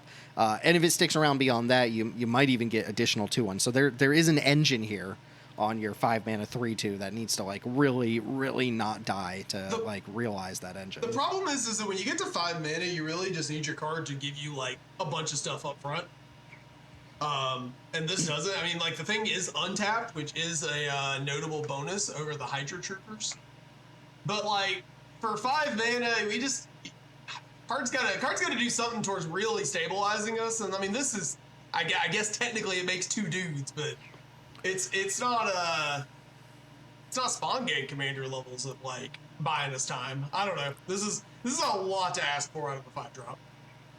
Yeah, the only pushback I'd give to me, the weakness of the card is the ETB problem. You play this, and in response to the trigger, they kill it, and that's a huge bummer, no doubt about it. But I'm not as concerned in black with stabilization as I am in other colors. I think black is the color that doesn't need to stabilize because it's a deck filled with removal. It cares a lot more about really strong engines. It's part of the reason why the murder creature that you draw a card whenever something dies. It's part of the reason why that card is so good. It's because like you don't necessarily need the stats nearly as much in black as you need it in other colors because you're more likely to be playing a small game. And in a small game, this card just seems kind of nuts. Like they have to have the removal for this pretty quickly, or I can see it running away with things. So that doesn't mean I think the card is amazing. I'm playing with like Diagraph Horde right now from Midnight Hunt. Sure. I want to say that's a little bit more stuff up front, kind of. But this, does give you that connive up front. So I don't know. I think the card is reasonably compelling to me. But the fact that yes, you can cast it, they can blow it out. That's a big downside. So I'm going to test it and just see how that feels. But I will say, versus green, especially versus blue, I don't care as much about my expensive cards stabilizing in black. Yeah, I want to like this. I will say the shock on the stack thing is like a legitimate. Yeah, it's a problem. Usually I'm not too worried about removal. I like people will have removal spells. I don't grade a card too harshly on that. But when we're talking about our 5-drop that needs the ETB to resolve. Well, it's a game ending problem is the problem. Like, and why I think I should even like just advocate for D on this is when that does happen. Like, maybe you don't need to stabilize, but you just gave your opponent the opportunity they needed to turn the game around because you turned their you let their 1 mana removal or whatever like time walk you. Which is not good. So I don't know. I want to like the card because there's an engine here that can work. Teld this is basically Loth Spider Queen, right? Like just 5 mana makes them 2/1 menaces. Forget all that other text. It even draws you the card right away. But yeah, I think you have to test it. It's a taunt card, right? You got to try out the new card and see like what's the average case. Is it dying every single time? Then yeah, probably don't cube with that anymore. Does it get to do the thing every now and then? No, that's probably fine. And black 5-drops aren't exactly competitive. It's also not a lot of cards fighting for that space. One thing I forgot to mention is that it's nice that this is both like an engine card that also enables theoretically your other engines. So you're playing this in a Mystic deck and a Messenger deck, whatever, yeah, and sure. this gets to come down and trigger those cards as well. That's nice upside. Yeah, for sure. That makes the whole blue-black, draw 2 package a little bit more tight. Last black card here, and then I think that's probably our breaking point for Endgame is Dark Deed. 1 in a black instant. Target creature gets -4/-4 until end of turn. Just like I like to use the phrase imminently cubable. Like that's just what this is. It's a Doomblade. All Doomblades have some sort of downside on the creatures they can't kill, and the downside on this is that it can't kill 5+ toughness creatures, which sometimes it even can in combat. This seems, better than most Doomblades to me, comparable to, Last Gasp. I guess my question is, because Last Gasp is such an easy, card that gets reprinted a lot. It was literally in Secrets of Strixhaven. What's the Last Gasp that you can, play from your graveyard to put a +1/+1 counter on something from MH3? Is that sort of utility better than the extra -1/-1 on this? I have no idea. But this is very clearly just a good enough removal spell. You know, like Sear. We talked about Sear with ECL, Warwind, and like I don't, correct me if I'm wrong, Teld, I don't think we're even on Sear because it's just like We are not a compelling removal spell. This is a little different. Being a combat trick is for sure a little bit different and probably better for black than, you know, Sear is for red. Gets Sear's around already a good card. indestructible. Gets around indestructible as well, or like, you know, there's a few other Yeah. use cases for it. And yeah, I just think that basically any of the cards that like deal with creatures 2 sizes larger than the mana value are all just going to be really, really good cards. But yes, you don't need to run it. There's a lot of good options for black Doomblades. Yeah, the one that stuck out to me was it catches Spider UK Sarn. That's pretty relevant, and also like a lot of times creatures at this point in Cube, you know, you're getting an equipment like a +1/+1 counter or like a short sword on them a lot, and so being able to scale up is nice. This is just obviously cubable. I think it's like definitely better than Sear, just because you could do it before damage is dealt. That way you can save your creature as well and just win the combat outright, which Sear doesn't do against really big creatures. I'm not like chomping at the bit to play this, but I would not be surprised if we end up deciding to play it over something. I suspect Candy Grapple's better though. Like I think Candy Grapple's ability to hit 5s is probably better than this, but maybe we'll have to have that conversation out there.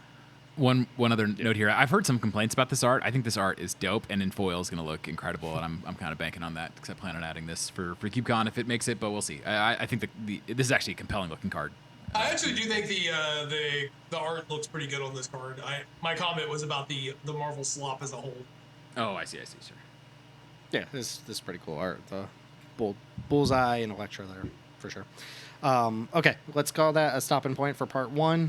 The Jank Tank will be back for Doomsday the Jank Tank or whatever. will return. Yeah, and we will return with We'll return with a 1-mana 4/1 next time. Yeah, I gotta figure out how to edit 4/1. this so that we'll just like fade off into dust or something. All right, we're back, folks. We're going to lead into red here. We look a little bit different, but it's Endgame time now. It's Endgame. We're done with Infinity War. Hopefully, Teld was able to figure out some sort of really goofy transition there to get us to, you know, a much brighter webcams here. But we're going to go ahead and kick up where we left off. I think we finished black. We're going to move into red now. So, kicking off with an interesting one here, too. This is Intrepid Ace. It's red for a 2/1 human pilot. This creature gets +2/+0 as long as it isn't attacking or blocking. So outside of combat, it's a 4/1. It's a 1-mana 4/1. One thing to note here, because this is really interesting, I do wonder how often this is just Savannah Lions. Obviously, the appeal here is that it works with Power Matters stuff outside of combat. The card that comes to mind was the rare from Secrets of Strixhaven, the Slumber and Trudge or whatever. That was Magic's first like 6-power 1-mana creature, you know, minus Death's Shadow and stuff like that.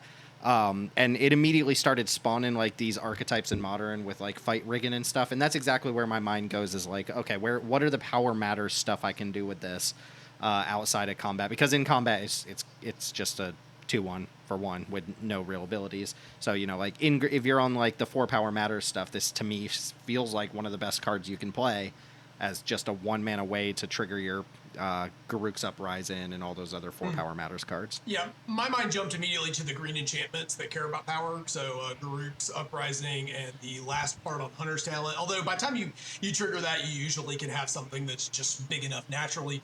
I think there was also like a relatively overstated creature in TLA. I think it's like a 2-mana 4/3, and then you have to have another 4-power creature. Am I matching this card?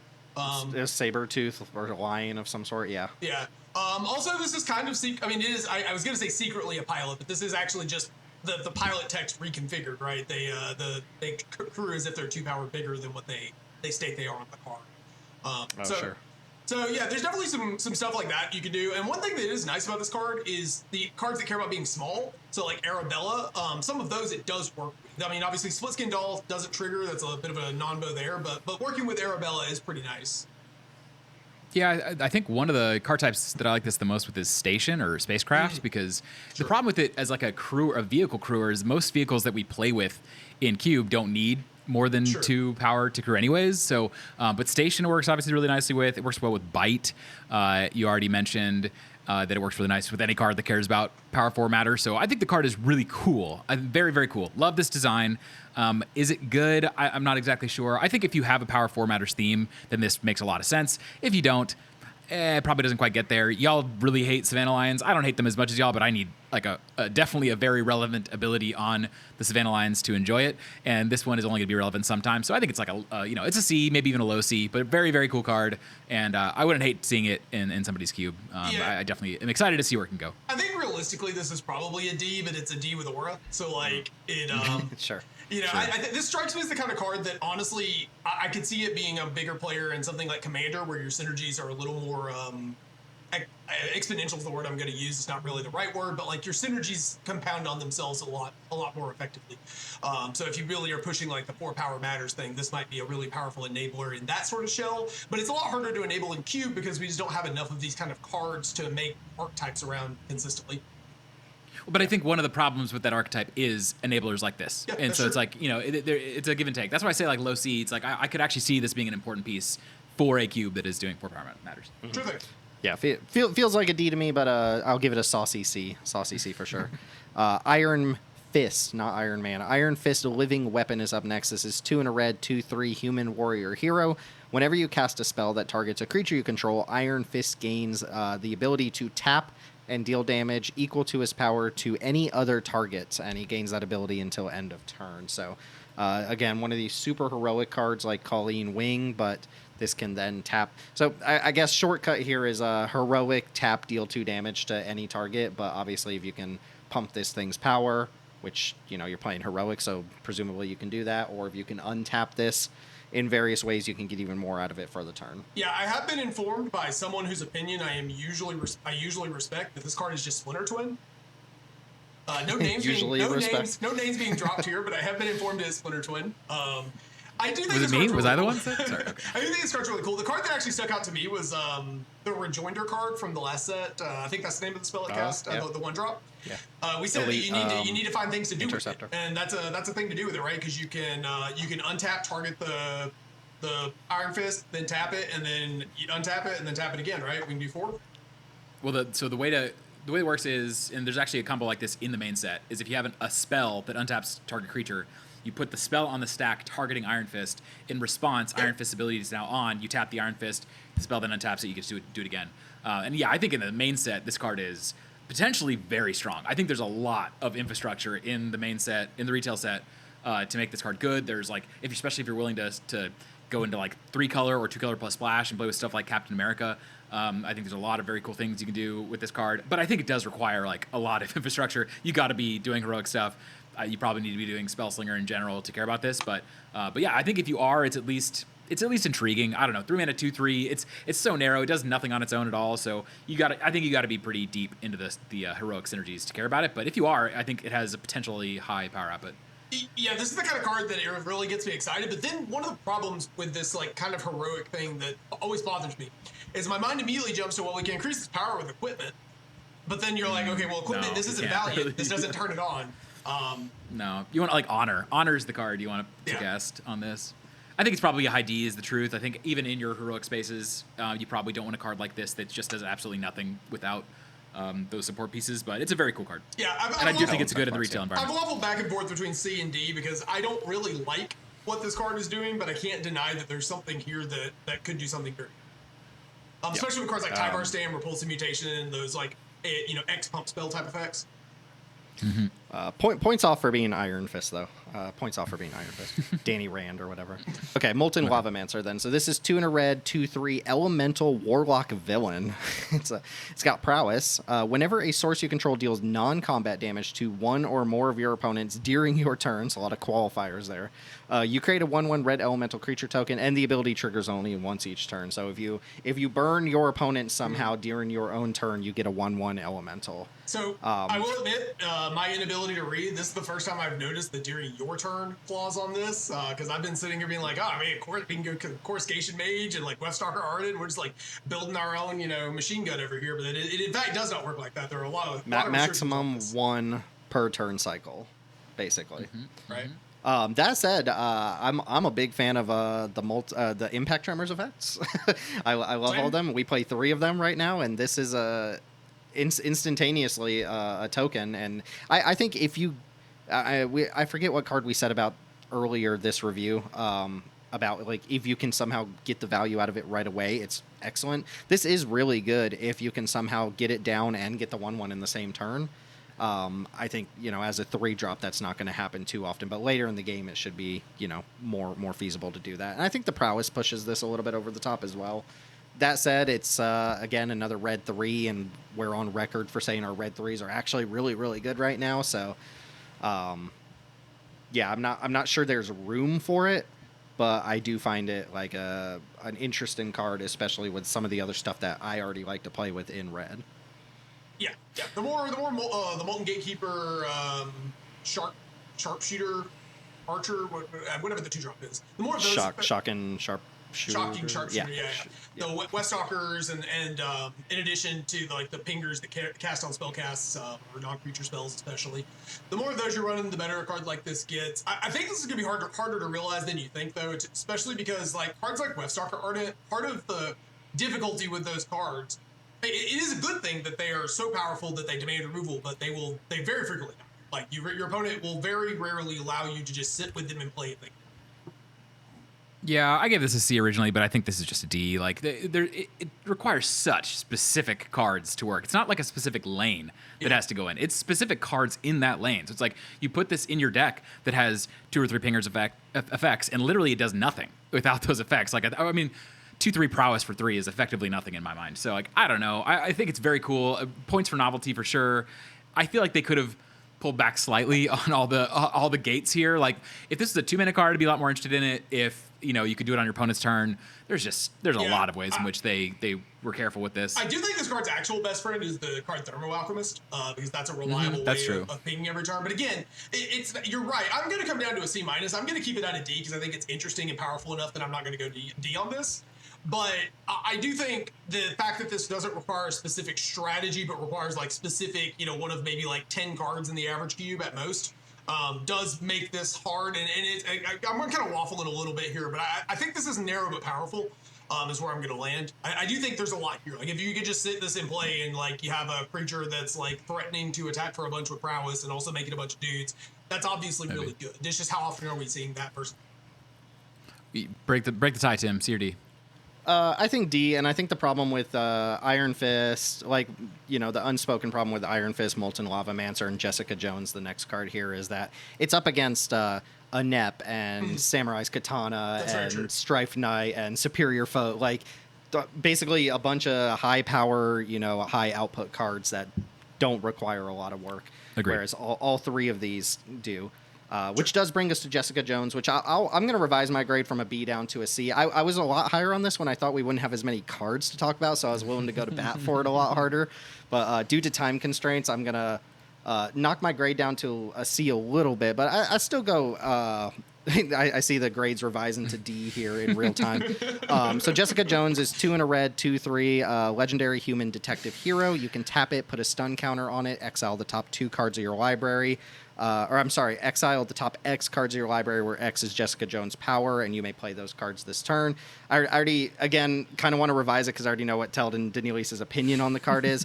My opinion is that I want this to be really good. I think in practice, it's probably a lot worse than I think it'll be. It's till end of turn, which really hurts it a little bit. It's not till the end of your next turn. So you should almost always get 1 card when you tap this. I can't see a world where you're not getting 1 card, but you won't always get 2, especially if you just hit 2 lands, you missed a card. And then it's basically, it's tapped for another turn, so you're going down a blocker. You can't even use this till turn 4.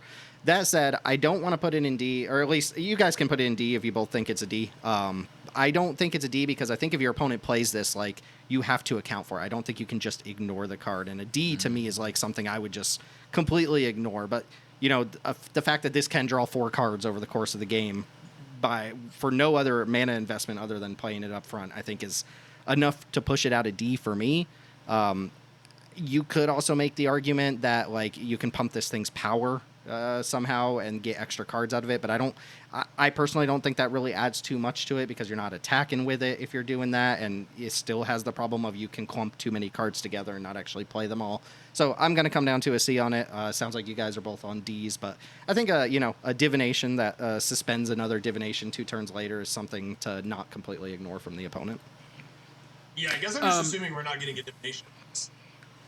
Yeah, that's the problem. Is like you often not get a divination, or it's like a divination with cards that you don't really want to have to cast. That's Well, probably you often will you will divination more often than not. Like I don't think the default is you're not going to get 2 cards more often than you are going to get 2 cards. No, it's not. It's not about your ability to cast the cards. I agree that assuming you play by the rules and you build a deck that functions, like you will often be able to play 2 cards. You know, not always. Sometimes you'll flip 2-3 drops and you can't cast both cards. But the bigger issue to me is that you're sacrificing the creature for two full combat steps. You know, yours and your opponent's 2 turns of combat. You're saying this card's not going to be involved.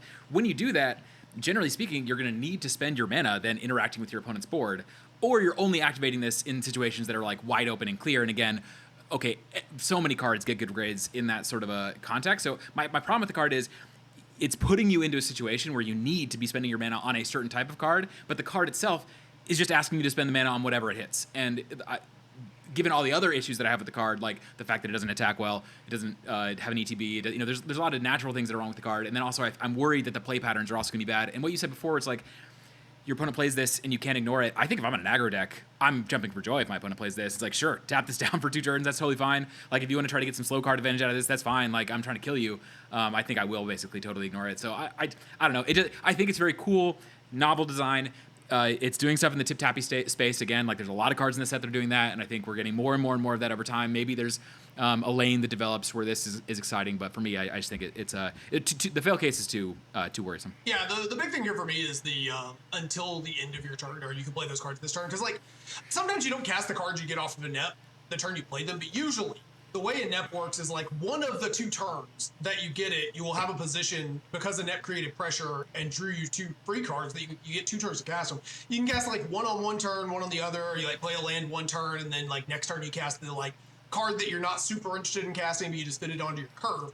This it's just a lot harder when you only have 1 turn to make it work. And the flip side of that is like if you hit a removal spell and you don't have a good target, again, a NEP like either put your opponent in the position where they have to play around the removal spell or just like throw their creature away. If you don't hit 2 lands, that's another thing. Or you hit 2 lands, sure, yeah. Like, I think if this said until your next end step, I would even be down for it because then like we could at least block with it and then like tap it during our end step and we can draw and play the cards next turn. Like that eliminates some of the efficiency of it. Yeah. And I get it. That would be like kind of like every other turn we get a draw, like, but you got to block for one of them, so you didn't really get out of combat for what'd you say 4 turns of combat is what you were saying you get out of with it. The having to sacrifice it from 2 full turns of combat is just, I think, really tough. It's really 4 tough. combat steps, yeah. It's just a lot to ask for this kind of card, especially when you know, between the combination of like Annette, Superior Foes of Spider-Man, and Samurai's Katana, we have good card advantage in red now. Like we don't necessarily need the 4th, 5th, 6th card in line to do this. Oh yeah. Yeah, which is you know, everything you guys are saying is true. All of that said, everything you said, everything I said, I still look at this card and I'm like, this still reads to me like a good card, even with all that said. Like it just looks to me like a good card. So. We get to see it in the retail environment if it's really good in retail. That's one thing that we haven't really been doing, by the way, with all these cards is like noting whether or not they're in the retail environment or not. That to me almost. Oh yeah, like no, yeah, that's true. I was gonna say like how this does in retail almost never matters to me. For like it matters sometimes to cue me up on cards I glossed over completely, but. Doesn't go 1 for 1. I kind of hate that a NEP exists here because a NEP is so much clearly a better card, but I don't even see these as like, other than the fact that they're red 3 drops that can put you up 2 cards, like they're not really comparable. Like the stat lines are completely different. They operate in different ways. So I'm kind of like, I know this is going to go to a NEP and a NEP's like a clear winner as a red 3 drop. But I mean, D range, C, but I would not be, you know, super surprised if this is like a must-kill card at some point. So I'm sad that all these cool red 3s are not a little bit stronger. Well, but you know, the red 3 sections doesn't need help. So you know, that's the problem with everybody jamming 3 mana 3/3s is with upside is as soon as you get 2 3s with I mean they're all 3 mana 2 3s, right? Like you get a 2/3 with downside and suddenly you can't play. Well, 2 3s without ETBs are so rough into a world of 3/3s with ETBs. Yeah. And haste. So the next card that we're going to talk about, I saw a really funny comment on the Peasant Cube Discord we sometimes go to, and it was the fact that this card is on your list of test cards reminds me that you don't have Flame Tongue Kafu on the Arena client, and it was like fair enough. Yeah, we have Flame Tongue Kavu coded on the Arena client, but we can't craft it. Okay, Electra Femme Fatale. This is 3 in a red, 3/2 human assassin hero from the Jumpstart set. When it enters, you may have it deal 2 damage to you. When you do, she deals 4 damage to target creature. So significantly worse. Flame Tongue Kavu. One less point of power. Flame Tongue has to kill itself. I swear to right? God, if you say the thing, if you say the line, Flame Tongue has to kill itself, and no other target's gone. yeah, if you're bad at magic, Flame Tongue Kavu kills itself. And Yes, yet or bounce be, spells. This is an interesting case. If you can be worse than a card and still be pretty good. Oh, yeah. So fantastic. we all Every have, card's great. we all have this in B, and I think it's easy for someone to look at this and like auto A this card because it's 4 mana, deal 4 to something. I think we all recognize you can't discount the fact that this just shocks you to do the That's thing. a big right? problem. It's a big problem. There's times where you won't be able to cast it because it'll kill you. Like that's like that is a big downside. And in paper, there's going to be not a lot of interest in this because of Flame Tongue. Though I think if you're in a large cube size in paper, you could probably just run both because this effect is definitely good. But the downside is real. Like 2 damage to yourself is a real serious downside. Yeah. Yeah, But it's a great card. It's harder to bounce, harder to blink. All that stuff. It matters. But it's also super straightforward. The card that came to mind was the Spicy Pizza, the one that deals damage to you, but is like kind of a decent removal spell. So. Didn't that card end up being really bad in limited? Because I feel like I remember that card being. It might have been. I don't know. I don't remember. Yeah, it's easier to be a little higher on a card like this because this card comes down, kills something, and then blocks, which is a big. Oh, of course. No, Chupacabras are just the best cards. In my opinion, the Chupacabras are, generally speaking, the best template we have available to us in Peasant for, templates that get reused a fair amount. Maybe you could argue like the Army in a Can stuff is a better template than Chupacabra, but those are the best 2 templates. This is a Chupacabra. There's not a lot of red Chupacabras that are great. This, to me, is highly keepable, but, it is worse than Flame Tongue, and the damage downside matters. So it's somewhere high, I think mid to high B probably is where I'd put it. But, yeah, it's a good card. Yeah, like in my mind, it's worse than Twin Shot Sniper. Despite dealing more close. damage. Yeah, it's close. Obviously, Twin Shot has like way more utility to it. So. Okay, next up, Asgardian Inspiration. This is red sorcery. It's from Jumpstart. It exiles the top card of your library. You may play it this turn. Whenever a source you control deals non-combat damage to an opponent, you may pay 2 mana and return Asgardian Inspiration to your hand from your graveyard. Good old Really Punish cool and card. Fire type card. Yeah, super really cool. cool No card. no real comps to this outside of just like red cantrips. But what needs to be going on in your environment for you to actually want it? Because it's easy to be like, this is cool. You can imagine scenarios, but like, do you actually want it though? You know? So we kind of panned the 3-drop for requiring a handful of cards, and I'll admit this card falls into largely the same category of triggers. However, 1 mana like kind of draw card is a lot lower of an ask than like 3 mana 2. So I think you could. There might be a world where you just like play this card and then you play a game of Magic and eventually you get to draw like a second or third card off of it. If this ends up being like, I guess it'd be like what, like over the course of a game, it would be like 4 mana draw 2, 7 mana draw 3, which is not efficient, but because you got to break it up over so many pieces, it doesn't actually end up being that much. I can see this working out. This is cool. I think it's probably worse than some of the like premium ones, like stuff like Synth. It's probably worse than, but like in terms of like the tier 2 type stuff, the 2 mana impulse draw 2 type cards, I can see it competing with those. Yeah, I think the place that I really want this card is when I have like a good amount of access to discard effects, because like if the way that I'm having to get card advantage out of this is casting it, I think it gets a lot worse. But if I can discard this and then put it back to my hand, discard it again, like you turn it into a pseudo squee variant or whatever, then that's a little bit more exciting. Ultimately, I think that this is like kind of Clunk City. Like you need a particular kind of game for this card to really do anything at all. You're spending a lot of mana to get a little card advantage in red, and as we've talked about, red doesn't really need that as nearly as much anymore. So I think you want definitely a Spellslinger type cube for this to make a lot of sense, and I want to have discard be something that's going on there. But if so, I mean, again, points for novelty. There's a lot of cards in this set that are like interesting and new, and this got my gears turning. I think once I was just really going through it, it's like it's basically divination. I think is kind of how it lands, and sometimes worse than divination. So you need to be using all parts of the buffalo here, as I say often, to be excited about this card in my mind. Yeah. That's a good point about the wanting this to discard primarily. That's good. Again, this card is like best friends with cards like Thermo Alchemist. Wants to be played with cards that it can pretty reliably. It's a little clunkier with the ones that trigger on cast, because this will still be on the stack when those triggers resolve, so you'll have to cast another spell after that to get it back. Let's just say how much it bothers me that they push Impulse Draw so much these days, but there's different timing on like so many different cards across the same set, like the end of your turn, end of next turn, like until your next end step. Like at least try to unify within the same set. It's so annoying to me that, Are we cool with bottom of C, top of D? Like, what are we thinking for this card? I think for C, like for Spellslinger discard environments, there probably is something really cool here, but it doesn't get above C, so I like C range. Yeah, I think this has more sauce than the other ones we talked about. Yeah, pretty saucy C again. Photon Blast Barrage is up next. Sweet name. It's X red sorcery.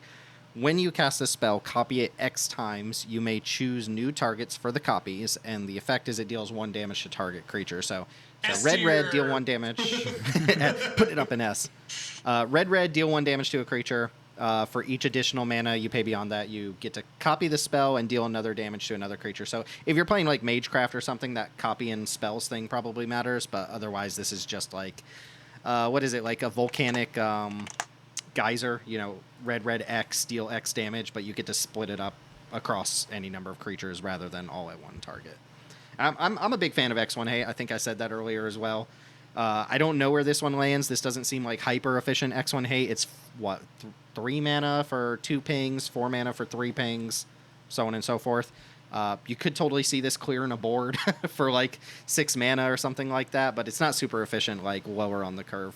2 mana, red especially, deal 1 damage to target creature is just like, laughable compared to Playful Shove or things like that. Yeah, so. The place this got me excited was I kind of mentioned in the notes about Magecraft, specifically like Stormkilled Artisan, if that's kind of your jam. This just like makes you a pile of treasures with that. It turns Clever Luminamancer into like an 8-9, 8-10 or whatever. It just makes it gigantic. So not a lot of cards that Magecraft that are worth looking at, but this is a card that if that's kind of your space can be really cool. Yeah, I mean, there's some cool things to be done with it.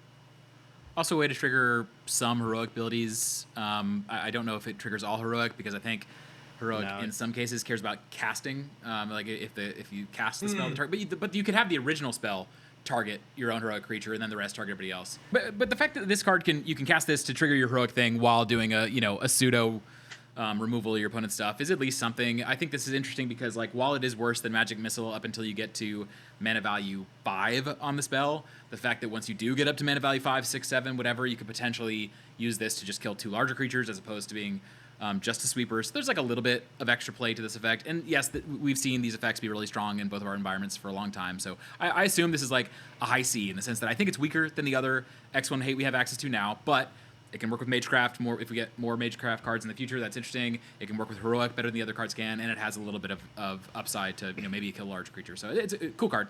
But I think ultimately at the moment worse than the other options we have access to. Yeah, super cool. Might get better if we ever get any like damage amplification, but the only card that comes to mind there is like the Flame of Teld or whatever, which is kind of janky anyway. But Sure. All right, next up, Hex Magic. This is 2 and a red, arcane sorcery. Exile all cards from your hand, then draw that many cards. Until the end of your next turn, you may play cards exiled this way. This is essentially the same exact effect as one of the rare battles from March of the Machine. I think the Kaldheim battle. But on a 3-mana sorcery and arcane, you can splice onto this bad boy. Yeah, this is pretty unprecedented territory for Peasant, though, right? It's unprecedented territory kind of for Magic. Like, I don't know if you've seen an effect exactly like this. Like most of the cards that do something like this, and I got tricked by it, have you discard the cards. And I was like really excited for this with Ivora. It's like we have a Peasant Wheel of Fortune kind of. but it doesn't. It exiles, and it makes this card is incredibly hard to evaluate, both for the retail environment and for cube. It's like you think about the play patterns with this. First of all, how often are you casting a divination on turn 3? Like almost never, right? So it's like you assume that this is happening turn 4 or turn 5. How many cards are you going to have in your hand at that point? It's like 2, 3, like in red. Like what kind of deck are we even playing this in? Is this? I assume this is going into more of a controlling deck, but a controlling deck is going to have a higher curve in general, so it's going to be harder to like use this and then cast all the spells that you exiled off of this. That's the goal, right? It's like for this to be really card advantage, you have to cast all the cards that you exile off of it in the next turn cycle. So you really want cheap spells to pair with that. But then, okay, is this going into an aggro deck? Like I don't think so. Yeah, so it's like a deck that's playing a lot of cheap removal. Obviously, is what you want. Yeah, I sort of feel like we're ideally hoping to hit like cast on turn 4, turn 5. We played some cheap things, and now we're exiling like 2 lands and like a spell. That's the 2 lands plus is what the hope is. Yeah, and then we get to draw a bunch of cards, and then we have our next land, our land drop this turn, our land drop next turn, and then we can hopefully at some point get a little extra value out of it. So just imagine, turn 4, you play this, you discard 2 lands, 2 drops, and that's a draw 4. 3-mana draw 4. Now it's not exactly, because again it does force you into casting certain spells in a certain order, and I do think that's a bit of a downside, but at least has the the ability to be a 3-minute draw 4, and that doesn't seem like the way in which this is a potentially awful card is drawn off the top, where it can sometimes do literally like almost nothing at all. So it's like I don't know. I really don't know. I'm gonna give it a coward C, like middle of C, because I can see it being strong. I can also imagine it being really bad. I want to see this in the retail environment before I make not for Tim like the data on it or whatever. I just want to see how it plays, because I don't know how to feel about the card right now. Same, because Invasion of Kaldheim, I looked it up.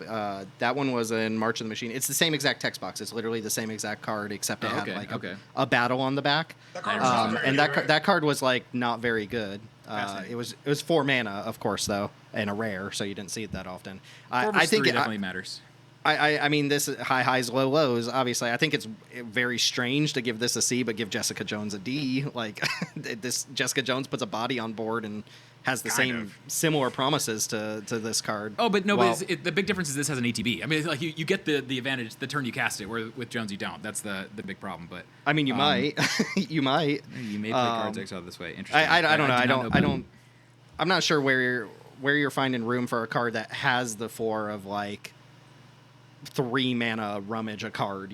It's cool. I really, this is again, I mentioned this I think in the Rakdos video. I really wish there were more incentives to play from exile in Peasant. Like this set has we didn't put it on here. It has like a 1/3 that gives creatures you cast from exile haste and +2/+0. Yeah, and it's the it's really strong. Like what's the Doctor Who card that's like 4 mana? It's Araxia. Is that the one?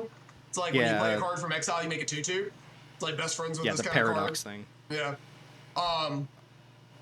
I'm happy to give it a D, honestly. Given the fact, I mean, I forgot about that rare that existed, and that rare was definitely very bad. Though, again, 4 mana is a lot different than 3, so it's like, I can imagine maybe there's some more juice here, but, this is but that probably makes a me D, lower on but it. it's like the coolest D.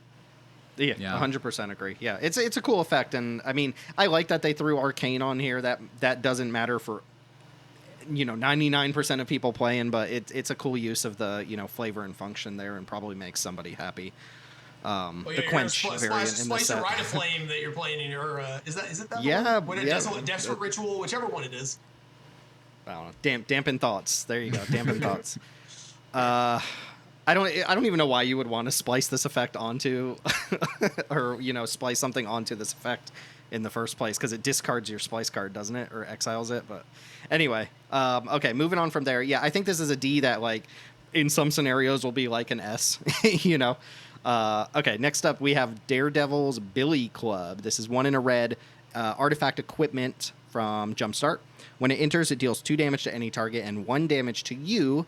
The equipped creature gets +1/+0 and menace, and the equipped cost is 2. So this is like one of my favorite cards in the set. They're taking that. There's always a janky equipment I like in every set. And they just slap deal 2 onto it. Card's great. Ship it. A lot of janky equipment in this set. Yeah. So compare this to like Saber. How do we feel about this versus Saber? So it's Saber that draws me a way to give my Heartfire Hero stats and menace. Ship it. Saber 1 in a black, -2/2, make a food token. It's instant speed. Instant speed is the key. It's just a wildly different card, right? Like, I guess what I'm trying to say is that 2 mana to deal 2 damage is so bad. It's like, you know, Grim Bauble is even not the most efficient way to transfer mana into damage, but it's a solid card. To me, this is like very similar to Grim Bauble. You're spending a whole extra mana to get like a slightly more valuable object. How valuable is the object really? I think that's a lot of the question for me.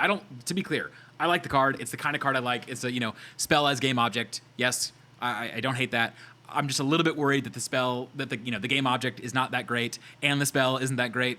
And so it's like, you know, we really need to get a lot out of the fact that this is a spell as a game object to be excited about it. But, you know, it's the kind of card that certainly has played pretty well in our environments. I'm going to test it for sure. It's, you know, red likes artifacts where I can make good use of artifacts. So I'm interested in the card. I just think it might be a little bit hard to use. I'm going to come in kind of high on this one because I actually think Menace is a really, really powerful keyword for red decks. It's one of the ways that you stop a red deck is by putting a big beefy boy in front of it.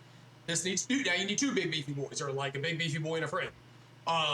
You know, the stat, like the equipment being attached on here is great for the various cards that, you know, there's the Valiant Creatures. I mean, granted, that's like 2, but like there's a couple of cards that care about modified. You know, there's cards that care about stats being higher than base. So like, this is a cool way to trigger a lot of those. Like, it's not efficient. I'm not going to pretend it is. It's not like the best pixie card either, but it is a card you can play in those shells.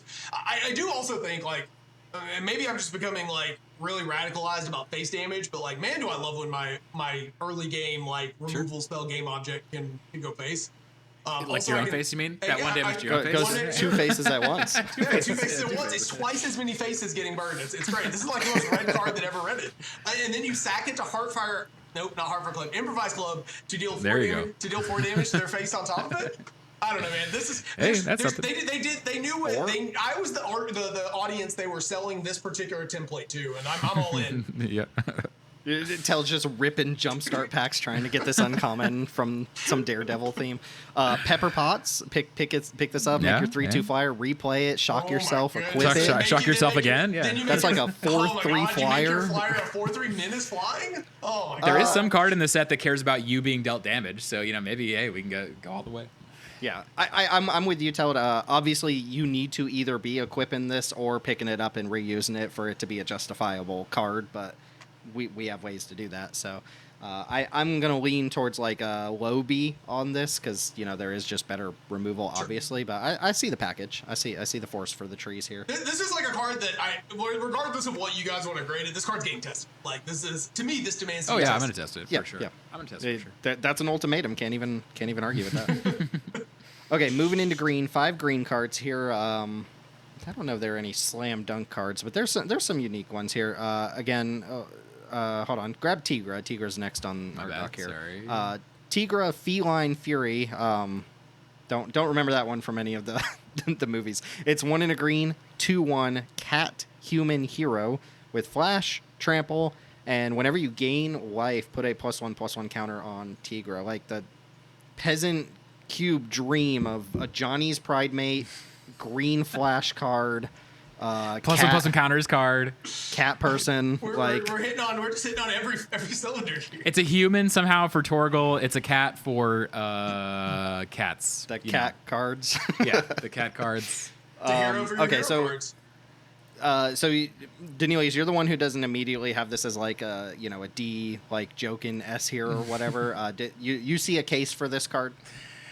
I mean, maybe. There's a lot of words on this card. That's, I always like, to me, how do you get me excited about a dumb Johnny's Pride Mate? It's like put 15 other words on the card and it's like, all right, maybe. There's only 11 if you don't I know, but those two I know, but those. But if you look at the Oracle text on Flash and Trample, there's a lot more than that. So yeah, I don't know. I think if it was a 2/2, man, I'd actually maybe even consider testing it in my environment. As a 2/1, it's like it's so hard to get excited about that. I think that like if you were building with any of these themes, Blue Green Flash or Lifelink, then this to me just seems like the slam dunk best 2-drop for green printed for those lands. That to me is why it's a C. I still don't think I have any interest in it at all, but like Trample's a big upgrade on the Johnny's Pride Mate effect, and so is Flash. So I mean, I think if you're building those themes, I think it's very reasonable because it's now best in class, but not for us. Yeah, Trample's the only reason I have this at a D, and it's just that one of the big problems that these Pride Mate type cards have is that if they just get chump blocked, then they aren't as good. But this is difficult to chump block. So if we can trigger it, get it up to being a 5/4 or something, 4/3 for 2 mana, like cool, it attacks. It's hard to get excited. I find it really hard to get excited about cards like this because even at the end Not of the excited day, about it. it's just like it's stats and trample, which is like cool, but you had to work a lot for it. And flash, so you can hold up your counter spell. Tell, don't forget about that. It's like that way I can play in my Bant life game deck, right? I can play my Just hold up reprieve, and then they don't cast anything. Yeah. I mean, so if you're playing with Virulent Emissary and Prosperous Innkeeper, like this probably has a home in your cube. I don't think it just incidentally gets like it absolutely doesn't incidentally get there unless you're seeding like Fane. No. Okay, another 2-drop here. A lot of green 2s actually coming from this set. Tigra was from the main set, so is this next card. This is White Tiger Ava Ayala. It's 1 in a green for a 2/2 human hero. It has power up for 5 in a green. You put a +1/+1 counter on White Tiger, and you create the Tiger God, a legendary 4/4 green cat god creature token with the Tiger God can't be blocked by more than one creature. So, evaluating this mostly as a 6-drop. It's just a vanilla 2-mana 2/2, but obviously that's, better that you can play it out early than not having that option at all. So as a 6-mana play, this is a 3/3 and a 4/4 with the daunts, like the can't be chump block line. Oh no, it's not daunt. It's the can't be double blocked. So this is a very similar card to Scurryfoot, the Aether Drift 1-drop. That was like 1 mana for a 1/1, and then you could pay, I want to say 3 mana to put counters on this and make a 2/2, something like that. But it's a very, very similar card. It's just kind of like all the numbers on this are increased by 1, which in general would be very bad, except for the fact that you can cast the power up on this. If you do it, the turn it comes into play, then suddenly it becomes a lot more efficient, actually. So, this is a worse cheap play than Scurryfoot. Stampeding Scurryfoot is the card I'm thinking of. It's a better expensive play than Scurryfoot. I really like in this set in general, they give us a lot of these cards that make tokens where the tokens are way better than just a vanilla token. Like, giving a powerful ability to a token does, I think, change the nature of the cards. That matters here. Scurryfoot was, I think, pretty solid. Scurryfoot was amazing in DFT, and I tried it in Cube for a bit, and it was solid. It was a solid card. But again, I think part of the reason it was solid is because it's a 1-drop for green that attacks and gives value. This being a 2-drop, it just makes it a lot worse. So this is, I think, an expensive card first and a cheap card second. That makes me a lot less interested in it. But the fact that it's so similar to Scurryfoot, and that's, I think, a solid card, has me at least kind of interested in this effect. I think it's a low C in the end. Yeah, I mean, the can't be blocked by more than one creatures is like one of those lines that's easy to throw away, but it is it's surprisingly annoying, especially on big green creatures. Mm-hmm. One thing I don't think we've noted about Power Up, that it doesn't really change the evaluation of the card much, but it's not a sorcery speed only activation. I don't think there are any sorcery speed activations. I've actually been mentally just assuming that was sorcery speeds. That's a good shout. Yeah, well, I mean, the turn you cast it, right? Basically, it's like if you want to do it, if you want to get the discount. Sure. Yeah, you can't power up on your opponent's turn, but if you just had this sitting around from turn 2 and then you get to 6 mana, you pass the turn, you could power up at instant speed, or you could use your mana elsewhere. So plays better with instances. Flash deck. Well, also, I mean, I know I say this card a lot, and it's kind of a meme, but it's not in this case. Omen Hawker with power up is really strong. These are activated abilities. So with Omen Hawker, this is just a 4-mana creature that gives you a 3/3 and a 4/4. It's like Omen Hawker stays winning. Yeah. Maybe. I like Omen Hawker. You don't have to justify Omen Hawker to me. You have to justify it to your community. I know. Because they're the ones who don't like it. Yeah. So why don't they like Soul Okay. Ring? I don't know. It's just getting better every set. Just keeps getting better. Speaking of Goliath. cards that are good with Soul Ring. Yeah, it turns out all the power-up cards are good with Soul Ring. Goliath Mass Manipulator, 1 in a green, 2/2, Human Scientist Hero. It has reach, 2 mana, 2/2 reach. Power up for 4 in a green, put 2 +1/+1 counters on Goliath, and then draw a card for each creature you control with power 4 or greater. So I gave this card a higher grade than y'all. I kind of want to argue, I guess it's similar to y'all. I think this card might be really strong. To me, much more so than White Tiger, this is a much more reasonable turn 2 play, both because it has that ability when you play it on turn 2 and reach, and then the power up ability is much cheaper. Yes, you're not getting quite as much out of the power up in the majority of boards, but to me, unlike other 4 power matters synergy cards, this doesn't really ask you to warp your deck around this very much. It's you're going to be able to just get the card out of itself whenever you cast it on turn 5 as your 4/4 that draws a card. It's not that hard to have one other 4 power creature in play, so that this is turning into 5 mana for a 4/4 draw 2 cards. And again, I think on turn 2, this is a much more reasonable play than a lot of the other power up cards on the list. Just having a reach blocker in play, and for your green deck isn't the worst thing in the world. So I think that there's a lot of promise to this. I think this might immediately, other than Hunter's Talent, become the best 4 Power Matters payoff we have available to us now in Peasant Cube. So it's like, I think you have to be careful just saying things like, oh, the 4 Power Matters synergy doesn't ever quite get there. It's like, whenever you get new payoffs for the lane that are exciting, I think you kind of need to reevaluate. And this might be the kind of card that makes me reevaluate a little bit the 4 Power Matters lane. Because I think, if you have a deck with a lot of 4 Power Matters, 4 Power creatures, this is going to be, I think, a very exciting card. So to me, it's like low B, but I think it's a card that I'm interested in running right now, even without a strict 4 Power Matters lane. Yeah, I put my grade in early, and I kind of wanted to revise it to B too, because I think it is easier to get one other 4 Power creature. And if you do that, like if you have 2 4 Power creatures, this is 4/4 draw 2, which is like, I mean, I'm not gonna like get crazy excited about a Mole Drifter, but I mean, it is a 4/4 Mole Drifter, and we're talking about. But you can pay for it in installments potentially. Yeah, I mean, and green is really good at spending mana, so like those card draws can be really, really valuable.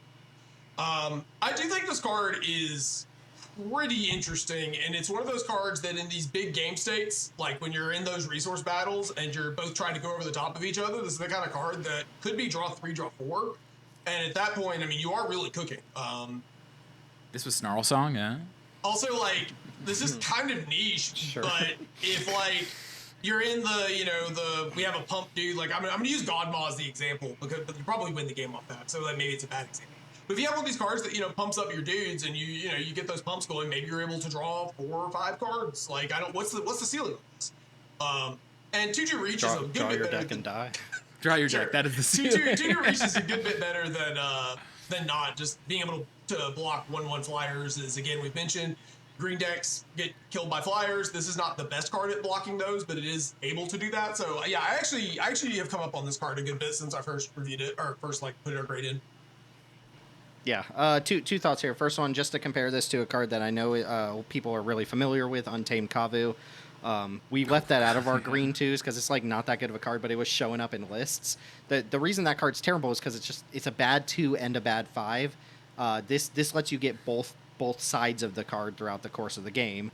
So it's clearly better, I think, than Untamed Kavu. The one thing that's like making me hesitate a little bit is that you can't cast this as a 5-mana 4/4.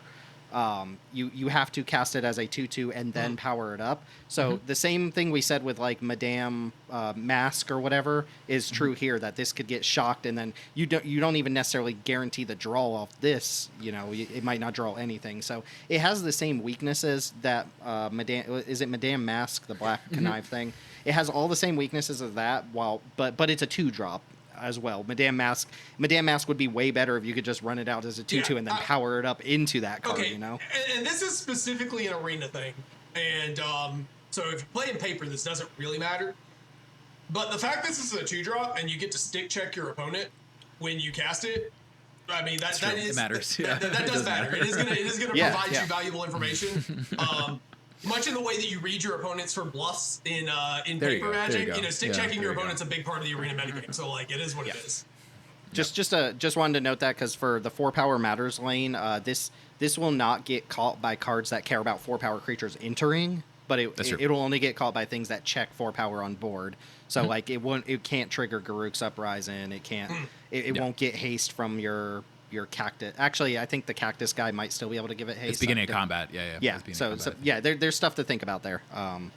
And the shock scenario does make me push back a little bit, but the ceiling on this card is great. So I might be overrating all the power up stuff just a little bit because there is that window where you can get blown out.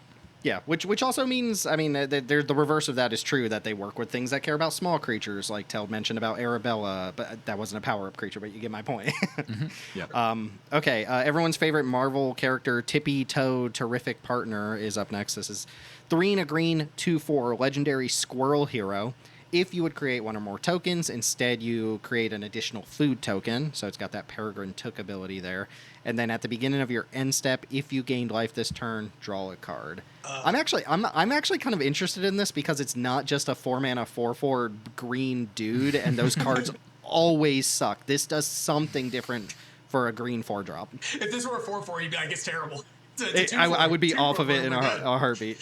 I do think there's enough interesting things going on here that this is testable. It's kind of got that, like you said, that Peregrine Took replacement text of making extra food tokens. if you're doing life gain stuff with like Prosperous Innkeeper and you can trigger that naturally, that's a way better thing than having to crack your food. I will say that there's a huge flavor fail here in that this card doesn't have partners with what is that, Squirrel Girl? Squirrel Girl. You know, how are we a partner if we don't have partners? That's a big miss. Yeah. What I like about the card is just that it's a double engine card. It's like, we talk a lot about how many engines have come into Peasant over the last couple of years and how strong they tend to be and how every creature needs to get removed because they're either these huge threats or they're these really good engines. And this is a compelling engine card to me. The problem is a lot of the compelling engine cards these days are moving down to 3 and 2 mana. So like a card that I compared this with was Spider UK. This in some cases is going to be easier to trigger. In some cases, it's going to be harder to trigger. Spider UK can come down for 3 mana, sometimes, kind of, whereas this always comes down for 4. And Spider UK gives you that 3 life gain kind of naturally when it's triggering, whereas this, to get that much life gain, you're sacrificing your food, which means you're investing more mana into it. So I don't know. I don't know how exactly I feel about it. I don't think Peregrine Took is an amazing card, and it's not clear to me that this card is better, right. But it's neat. It's very neat. So I'm just low C to me. It's a card that might be worth testing. I like the words on this card, but the body is not great. Yeah, it kind of reminds you a little of that the blue card, the one that cares about tokens. Richards? The one. Yep. Yeah. Good with Prosperous Innkeeper. Get it down on 3, draw a card. That's pretty strong. Also, I guess if you play it Prosperous Innkeeper afterwards, you get the food on it. So best friends with Innkeeper. Sorry, Squirrel Girl. Next up, sorry, I had to take a sip of my cherry Dr. Pepper. Not a sponsor, but could be. Hit me up, Dr. Pepper. I'll shill out for Dr. Pepper in a heartbeat. So Khazar of the Savage Land. I think this is our last green card here. It's 4 and a green, 3/2 human barbarian hero. You may look at the top card of your library at any time. You can play lands from the top of your library. WotC, please just keyword that. Stop. Just keyword it. You do it all the time. When Khazar enters, you create Zabu, a legendary 2/2 green cat creature token with a landfall. Whenever a land enters, put a +1/+1 counter on Zabu. So 5 mana, 3/2 plus a 2/2 that grows with landfall, and you can filter. You can play your lands from the top of your library. I've been back and forth on this because this is a black. This is a green 5. It's essentially just like 5/4 stats right away, but it does offer card advantage over the course of a game if it doesn't die. And the thing I really like here is that your opponent is compelled to kill Khazar because it will draw you cards over the course of the game in the form of lands. But if they do kill Khazar, you're actually left with the bigger creature on board. And I mean, how excited would you guys be for this exact mana cost? 5 mana for a 3/2 and a 4/4. Like if that's just what the card was and the text there. 5 mana for a 3/2 and a 4/4. Because to me, it doesn't seem that hard for that to be what this card is. And offer you the promise of, filtering lands off the top. In Spirited Vanguard, right? So in Spirited Vanguard also is a 3/2 that makes a 2/2 on ETB and then can make more 2/2s every time it attacks, or it can make something bigger or whatever. I think this card is like clearly better than that card, because this card is very much in the same lane of like, you kind of got to interact with this right now. And then they do, and you still have a 2/2 that's growing. So yeah, that whole play pattern, the play patterns that involve you not being beaten down when you cast this, especially by flyers, I think are fantastic. I think this card is amazing in any game state where you're not on the back foot, especially to flyers. The issue is that it's an expensive greed card that doesn't help you stabilize in those situations. That's my concern. It also doesn't help you necessarily stabilize just in general against go wide. Like a Killer Among Us is going to help you stabilize in those situations better.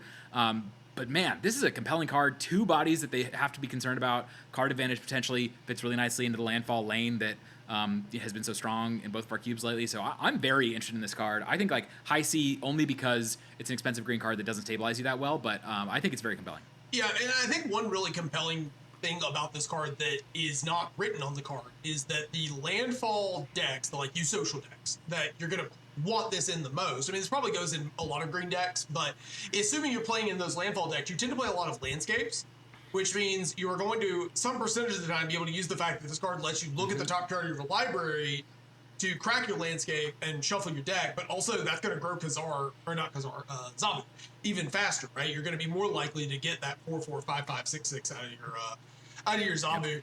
I hadn't really thought about it, and somebody pointed out that like It's a little shocking that they printed this in the retail set instead of the Jumpstart, because for retail, this is like a gigabomb, right? Like this is just like a crazy, ridiculous card for retail. The variation on cards in the retail set is very bizarre. They put like, a 5-mana 4/4 flyer that doesn't do anything until you can attack with it or whatever in the same set as this. Like it doesn't make a lot of sense to me, but we'll see. But yeah, I mean, it's possible even that this we're underselling how good this is. I do think it's that interesting. I'm so gun shy around a 5-mana card that still dies so hard to flyers and flying tokens especially. But this card is very cool, and they've never given us, as far, I think you mentioned this, Tim, but we haven't seen this on a peasant card before, so. This style of effect. So it is a little awkward. One other small thing on the card is it is the turn you play it, at least, a 5-drop that gets cleaned out by fire magic. And like, I mean, that's just fire magic being a gross card, but yeah. Or Archfiend of Sorrows is another one that cleans this card up probably the turn you play it, and like that's not the case with most green expensive cards outside of like a Killer Among Us. Most green expensive cards are relatively beefy, and this card does get got. And last thing I just want to say on this is, while I love this card and the other green card we talked about before that makes these unique tokens, there's a couple more of this in the set. I really like that they gave us this up for Arena. For Paper, it just means more token management, more unique tokens that you have to manage. That's a bit of a bummer, but I think the card is very cool. Mm-hmm. Teld, I know you remember a thing or two about Zabu from Marvel Snap, right? Yeah, it's funny because I didn't realize Zabu and Khazar were like apparently a team up or whatever, because those two cards never went in remotely the same decks when I was playing Marvel Snap. But yeah, Zabu was, I don't remember Khazar. I remember Zabu being like Khazar was like the series 1 card that buffs up your 1 cost cards. I think it was. It gives them like +1/+1. Yeah, it was like part of the Zoo deck for starter decks. Like the series 1 Menace.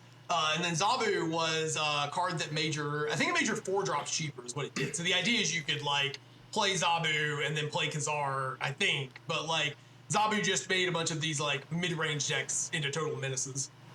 Yeah, I remember Zabu getting reworked a lot. Yeah, it was reworked like 3 different times because it was so busted. Mana cheating, turns out mana cheating real good in all card games.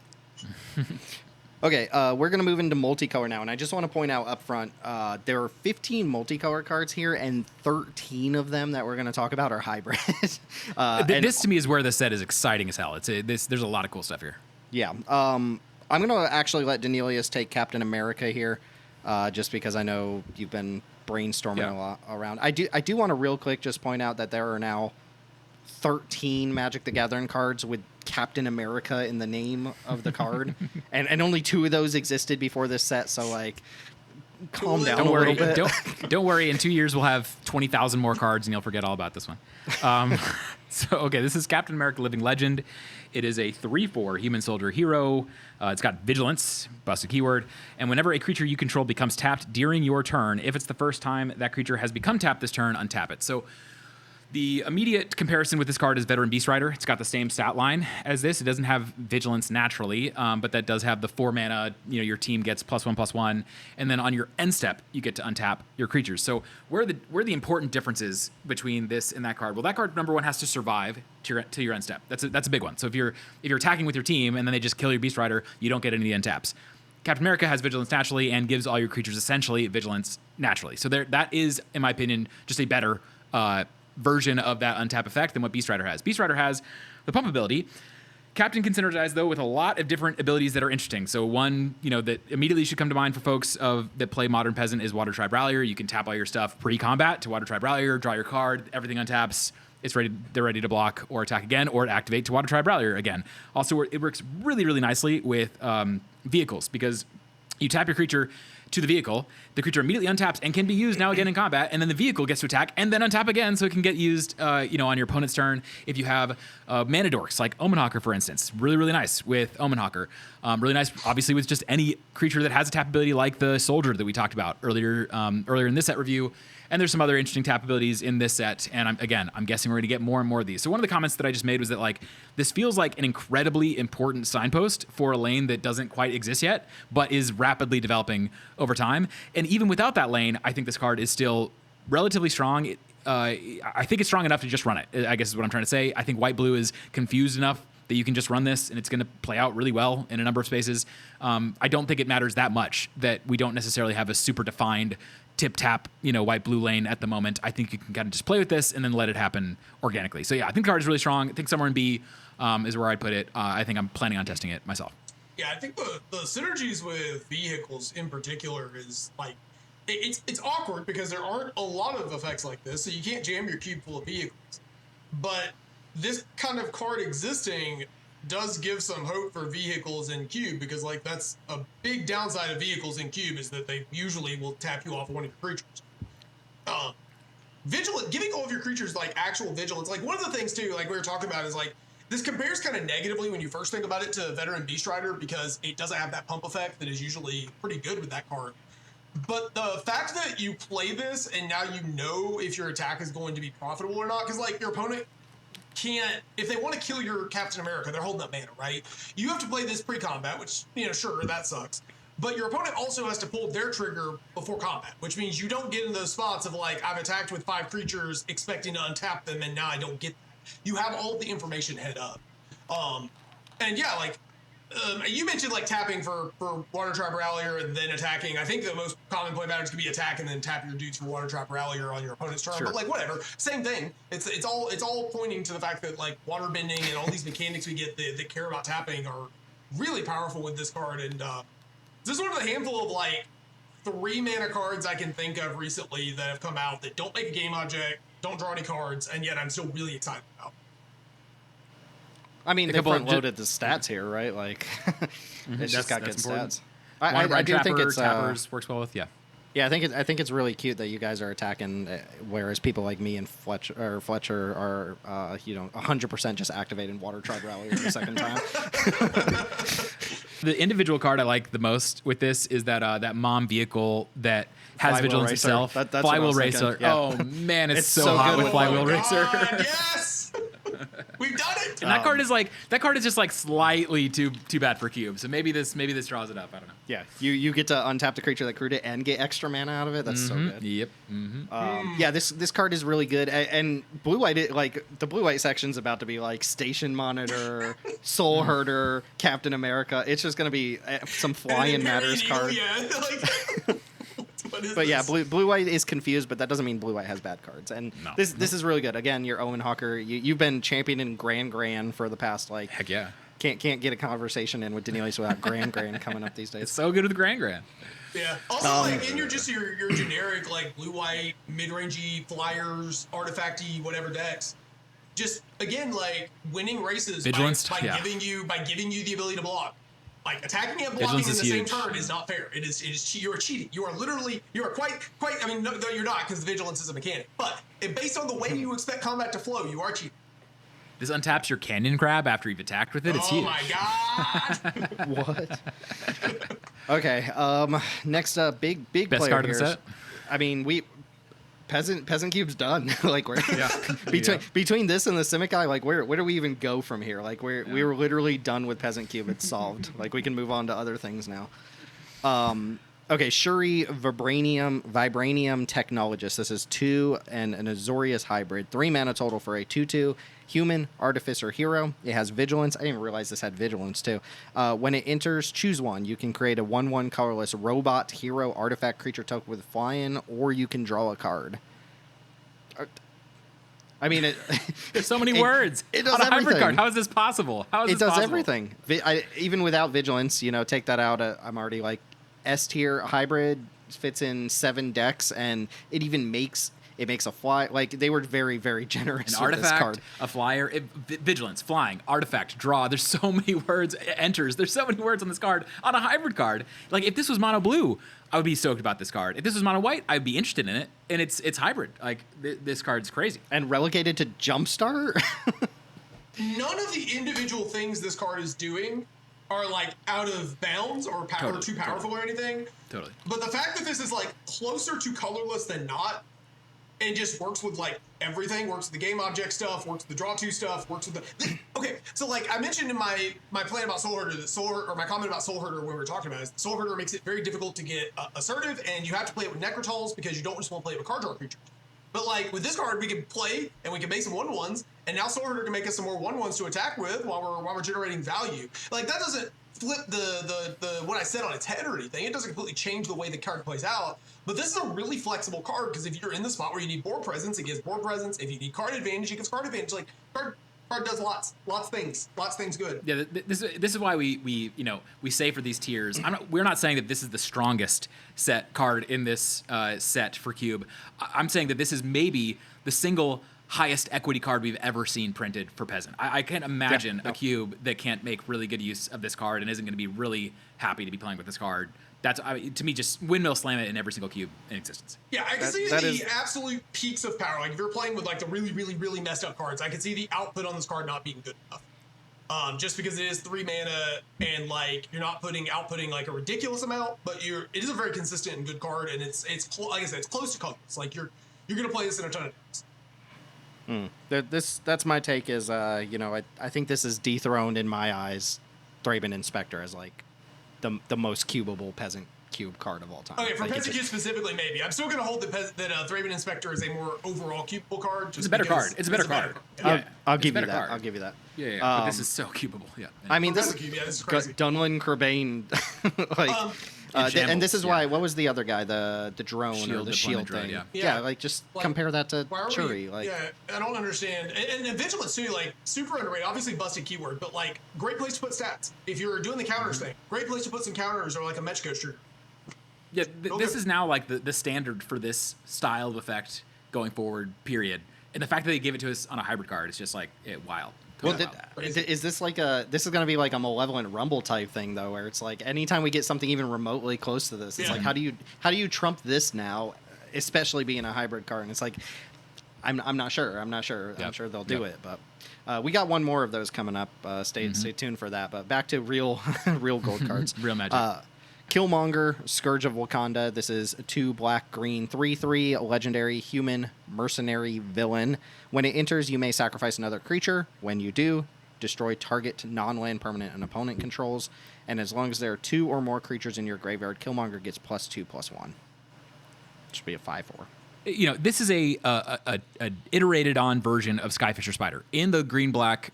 Have we done the green black episode yet? Maybe we haven't. It will not be out until after this. After this, yeah.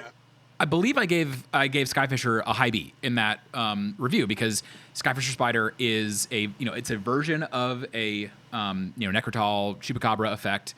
The downside is yes, you do have to sacrifice a creature. The upside is you get to anything, and I think that is a very relevant upside on the card. I think this card is just clearly better than Skyfisher Spider is in a really relevant way. It's more stats. Like how hard is it going to be in a green black deck to get 2 creatures in your graveyard? I just don't think that's going to be particularly difficult. So this is a 5-mana 5/4 that has that spider text. I think that card just seems crazy to me. That seems really, really strong. I think this, to me, immediately becomes just one of Green Black's best gold cards. That's why I would say it's an A.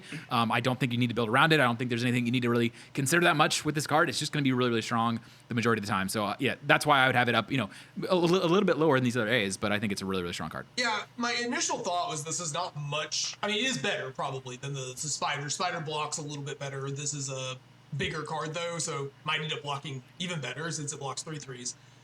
Doesn't block flyers. But I will say one thing that, as we were talking about this, that I hadn't really considered at first is this green 4 power matters little package that's creeping up. We're going to be playing Mighty Man or whatever it is. We're going to be playing, we're playing Hunter's Talent, and there's a few other cards like that floating around that do care about stats. And if you do care about stats, this gets up there. I think this also, I guess, one of the problems when I recently played a green black, I guess it wasn't that recent, but last time I played green black was that even if you're playing relatively efficient, rocky creatures, sometimes it's hard to turn the corner. And this card, if you're getting it to 5/4, does seem like it's going to turn the corner a lot better than the Spider. So I think I've been undervaluing how much that 5/4 versus 3/3 is going to actually matter. This is huge. This is a pretty meaningful upgrade. I'm gonna come up a little bit on it because that is meaningful. You've kind of sold me on that. No, A makes sense to me too. I had B in here originally. I didn't adjust it. I missed non-land permanent on the first read, and I was gonna make a case that sometimes you don't have to creature to sack, and sometimes they don't have a creature to kill, and then it loses some of its appeal. But there's always a non-land permanent to kill on the board. So the fact that it can do that, I don't know why Killmonger would be doing that, but He Yes. killmongers You non-creature can't destroy permanents. vibranium because vibranium tokens are indestructible. Ah, there you go. Yeah. Oh, okay. Well, isn't that a case to not put it on? I don't know. Yeah, the card just seems good. Best friends with Rutstein. You know, obviously True. best friends with Rutstein. I was thinking Doo-Doo Weaver, but yeah. Best Ooh, best friends with all of those. You pick him up with the Doo-Doo Weaver and then sack the Doo-Doo Weaver to shoot something. No, but what you said I think matters a lot, Teld, that like as opposed to Spider, where you're winning the game by making the game last longer, this card just come down and it just wins the game. It's like, okay, I now kill your big creature and I've got a 5/4, deal with it, you know, and then okay, you dealt with it, I'm playing green-black, so I buy it back. Like I think that's gonna be a really, really strong game plan. Yeah, I think like being able to transition these green-black shells into more like, obviously you want to do the trinket thing with like the food to take advantage of the mentor and all the stuff to take advantage around that. But I think being able to transition and be played more like a rock deck where you're able to like get a lead and then pressure your opponent's life total is a huge thing. Just Peasant Cube wants to be, you want to, generally speaking, be able to put pressure on your opponent to make cards like Snell Song and Glacial Godmaw and stuff like less viable options for your opponent. If your opponent's at 5, it's a lot harder for them to do something like that than if they're at 50. Yeah. Okay, quick lore check for my warheads here. How do you think Titania went from being like the voice of Gaia and the protector of Argoth to being like a rugged rumbler fighting She-Hulk? Yeah. It's this is just going to be a problem going forward in Magic. Like we're going to get so many cards from so many different properties. There's just going to be names that are the same. It is what it is. People were like, Mjolnir's finally in Magic the Gathering. We literally already had a card named Mjolnir from Assassin's Creed. Right? Yeah. And then we also had Torolf's Hammer, which was Mjolnir. Like, this is the third Mjolnir, folks. Okay. Stab had the decency to make this a 1-mana 5. Oh yeah, I remember Titania too. Yeah. Okay, Titania Rugged Rumbler. This is 2 Golgari hybrid, so 3 mana for a 5/5 legendary human villain. As an additional cost to cast this spell, discard a card or pay 2 mana, and it has ward, discard a card or pay 2 mana. I'm inching up on this every time I read it, but Danelius, I don't think it'd be on the dock had you not put it here, so I will let you make a case for it first. I'm in a similar spot. Like when I first saw it, I was immediately like, "Oh, trash, garbage tier, awful card." As an additional cost, like I see that and I'm just immediately like, "Nope." And then I read more, discard or pay 2. It's like, ugh, like that's so rough. And the more I've thought about it, the more I've talked about it, I just keep coming up and up. So the key thing to understand here is that like a 5/5 with ward, discard a card or pay 2 is an insane card. I think that card is for 3 mana is an incredibly powerful card. So the issue is that yes, it's asking an enormous amount from you, like an upfront pay discard a card. That is a big cost. No doubt about it. And I'm not trying to say this is a B or an A or like the best card ever, but like I think that for the first time they've given us at Peasant a card that asks that much of you that is actually worth playing. Not only does this make it incredibly hard for your opponent to ever trade with this card on mana efficiently, because even if you think about, no 1 mana card can kill this, or practically, that's not true. Some 1 mana cards can, especially if you're playing in more powerful environments. But most of the time, 2 mana is where things will be able to kill this. It has ward 2, so they're gonna have to pay 4, or they're gonna have to discard that card and give it back to you. So like from an efficiency standpoint, this card is a monster. It can't get killed by most red things. This card is just, I think, not very, very difficult to kill. And on turn 3, you play this. How are you going to feel, especially when you're on the draw? When your opponent plays this on 3, you're staring at your hand. You're like, oh, I can't actually deal with this without giving them back a resource myself. So I feel like most of the time, as long as you have some way of synergizing around that discard effect, this card is going to play out pretty well. The fact that it's hybrid means it can get played in multiple decks, including decks that are more likely to have some way to synergize around that effect. So that's kind of where I'm landing on this. Like, I want to be playing this with Ivora or green-black graveyard, something where that discard isn't all downside. But then also sometimes you draw this off the top and you just get to play for 5 and you don't feel that bad because, like, again, your opponent, it's very, very difficult for your opponent to trade resources with this effectively. So I think there is something here. I think this is the first time they printed a card like this that actually might be worth testing. And again, hybrid is doing a lot of work here. I'm very interested in increasing the density of hybrid in my cube. I think this probably gets there for me. Yeah, I kind of locked in my D initially, made the joke about dismiss, and then moved on with life. I think I'm gonna have to be sold on this one in terms of seeing it perform like in retail or something like that. And I mean, maybe it does. This is just such an ask. I get everything you're saying. Like 5/5 is outside the band of a lot of removal spells, especially in like red and green are gonna struggle immensely to deal with this early into the game. It does kind of have that sort of Rocky vibe we were just talking about with Killmonger, where like you can just play it and start attacking your opponent for a bunch. So maybe this is good. That's just such a Like your opponent's gonna want to bounce. Your opponent's gonna want to bounce it, and they just can't. Or it's like they can, and they have to discard the card, and then they do, and it's like, all right, I'll cast her for 5 now. It's not like you have to discard a card. Sure. To make this to cast this card. Yeah. There might be something here. Ward 2 is always annoying. It is always Ward 2 to 3 is always annoying, even when it happens. Like sometimes your opponent just plays like Spinewood's Armadillo, and that thing is like trying to get off the board is incredibly annoying. Because Ward a bunch, like Ward more than one is always super annoying. Yeah, well, I kept going in my even up until now where I reread it. I kept going. This is a 3-mana 5/5 with Ward 2. You can discard a card as like you don't have to tax mana, and sometimes you'll have a card to discard. So I gotta like unlock that this has Ward 2. But I think, you said it already, Denilius. The thing that kind of brought me up is that when I read it, I glossed over it, and you put it on the document. You were like, is there something here? And I was like, I don't think so unless you have discard synergy, and obviously that's what you want, I think, to justify the card. But, gut checked myself a little bit, thought about it more, and I was like, okay, I'm on the draw and someone plays this on turn 3, and they just haphazardly toss a card away, whatever. They mulligan, essentially, to get this out. It's probably going to deal like 15 damage to me. Like, how am I going to get? It puts you in the abyss.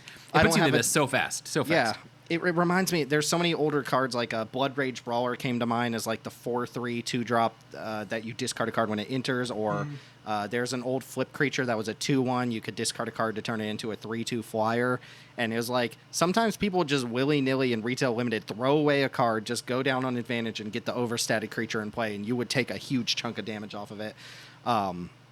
And then maybe you would deal with it later. And this one's so hard to deal with that I think there's something there. I think this is a playable card that Teld, you and I wouldn't have room for at 360 is kind of... And to be clear, if not for hybrid, I think hybrid is pulling a fair amount of weight here. This is closer to a colorless card again than it is a colored card. That is doing a lot of the work for why I'm interested in it. Mm-hmm. And good with your unearths and stuff too, right? Because I mean, doubly so because it's a target for unearth, but can also let you pitch a different unearthed target. So good with all of those like small ball reanimator type effects, or I guess any reanimator type effect really. So there's certainly something here. I think this is a C range card that like does not demand to be played in everybody's cube.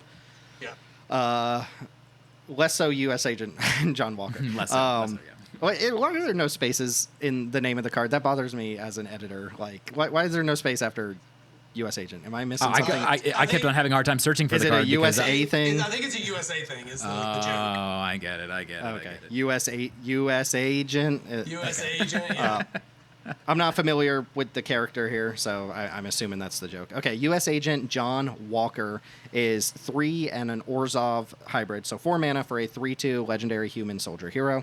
When U.S. Agent enters, create a colorless equipment artifact token named Sturdy Shield with equipped creature gets +1/+2 and equip 2, and you auto-attach it to U.S. Agent. I was willing to give this a little bit more leeway before we got all these other hybrid Jumpstart cards. we were really scrapping for cards to talk about here, and I thought this one was at least interesting and has some play to it. I can't imagine this is like a strong use of a hybrid slot or a strong card in gameplay. It just seems like merely okay to me. Yeah, that's the problem. It's like I love, again, I'm really pushing the hybrid stuff with my next update because of this set. I'm going to go up to 30 hybrid cards in my 540. And white-black does not have good hybrid cards. It has like kind of pseudo hybrid cards that like the TDM Dragon, you could call Lingering Souls, I suppose, a hybrid card, though I think that's kind of fake. So it really, to me, the main reason to be interested in this at all is just the fact that it's hybrid and the fact that Orzhov does not have strong hybrid. 4 mana for a 4/4 2 objects thing is like, not great. It's not a great card, so I think there's a chance that if I add this, it will just never get played. That's my concern. So, we'll see. We'll see. I think the only reason to care about this at all is the hybrid. It's a weak hybrid card, but Orzhov has bad hybrid cards. Yeah, I really want to like this effect, but the only other card I can think of that spots us in equipment on an ETB is Blacksmith's Talent. That's a 1-mana effect, and it's really easy. It's really easy to get excited about a 1-mana ETB on that gives you equipment. Yeah. Well, can you imagine equipping something with sword and sturdy shield at the same? Like you build your own first dungeon Legend of Zelda character. Okay, very very cool card next. So Speedball New Warrior. This is also from the main set. This is 2 Is It hybrid, 3 mana for a 2/2, human hero. Whenever a player casts a spell that targets Speedball, he gets +2/+2 until end of turn, and you may choose new targets for that spell. And notably, that's not like the usual copy it and redirect it. It just redirects it straight up. So two ways to think about it. You target your own thing, you pump Speedball, or you target Speedball with basically any sort of pump spell or anything really that can target it, and then you redirect that to something else.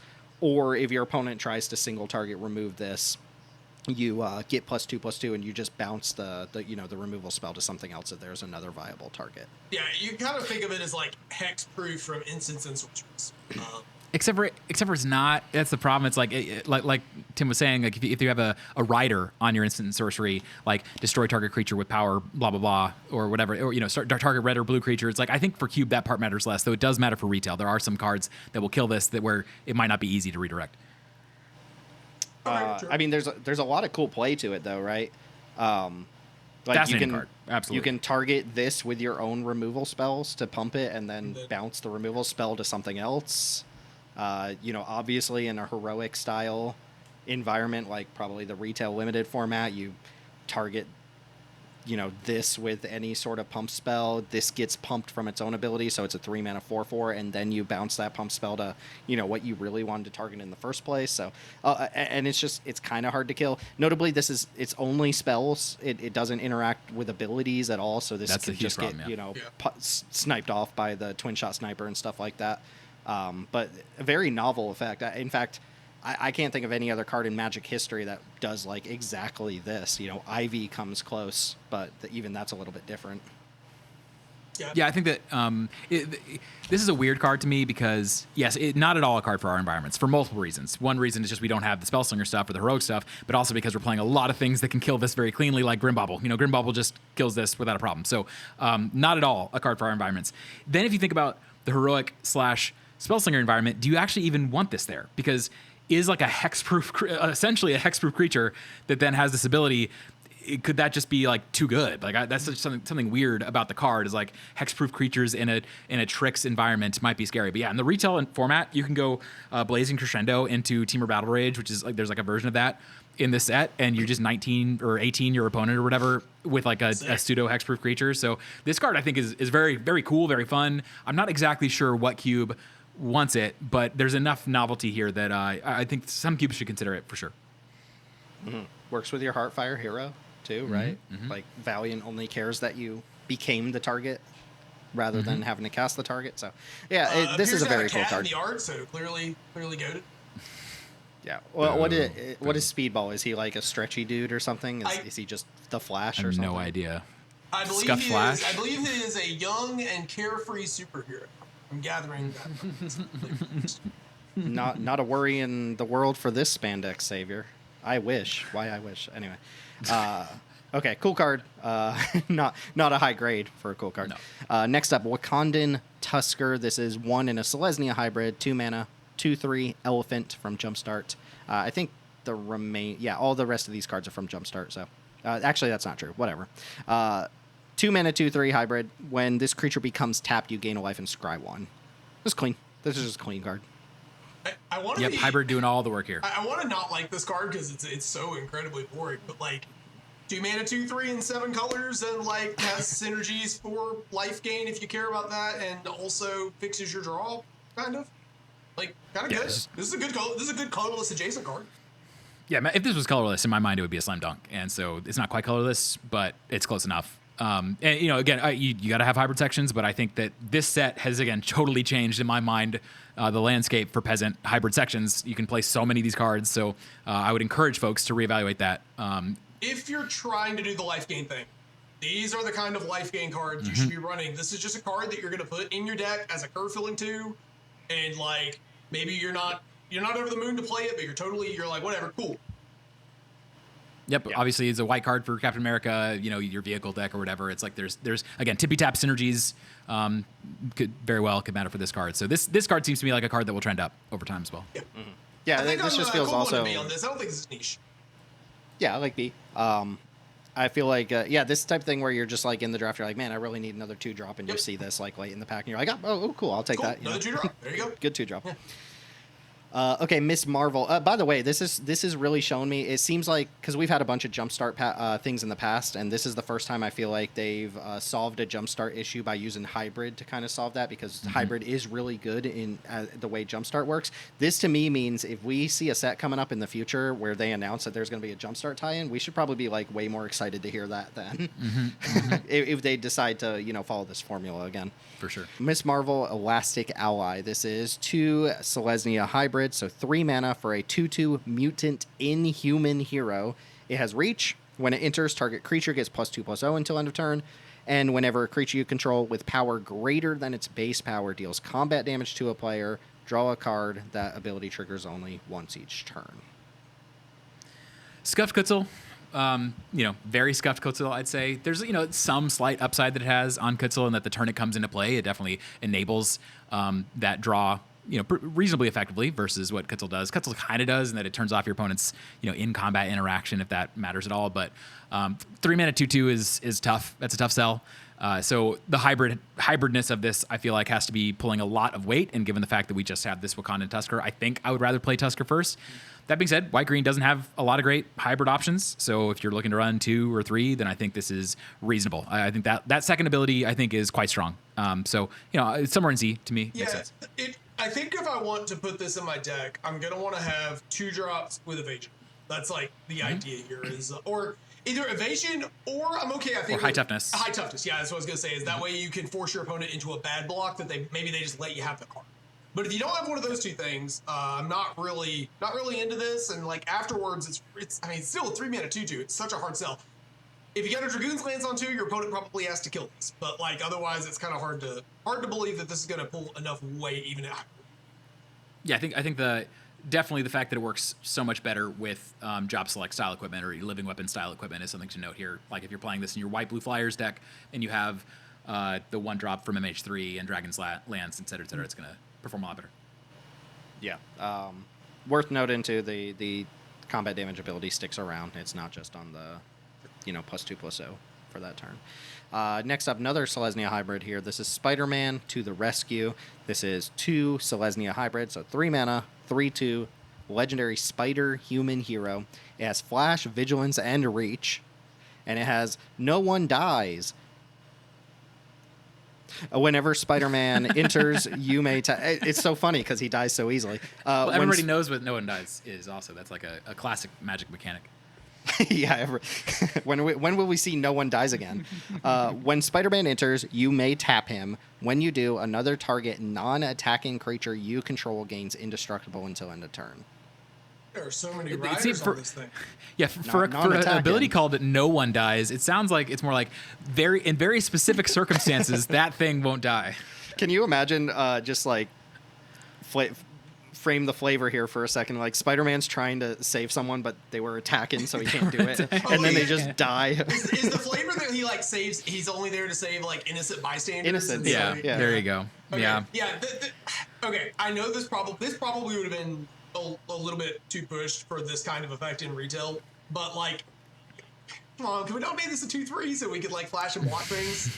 I don't actually want that. I'm gonna be real. I don't actually want that card, but like the fact that when you flash in and block with this card, it dies is just like it dies to a pretty stiff breeze. Like it's hard to see us getting. On this.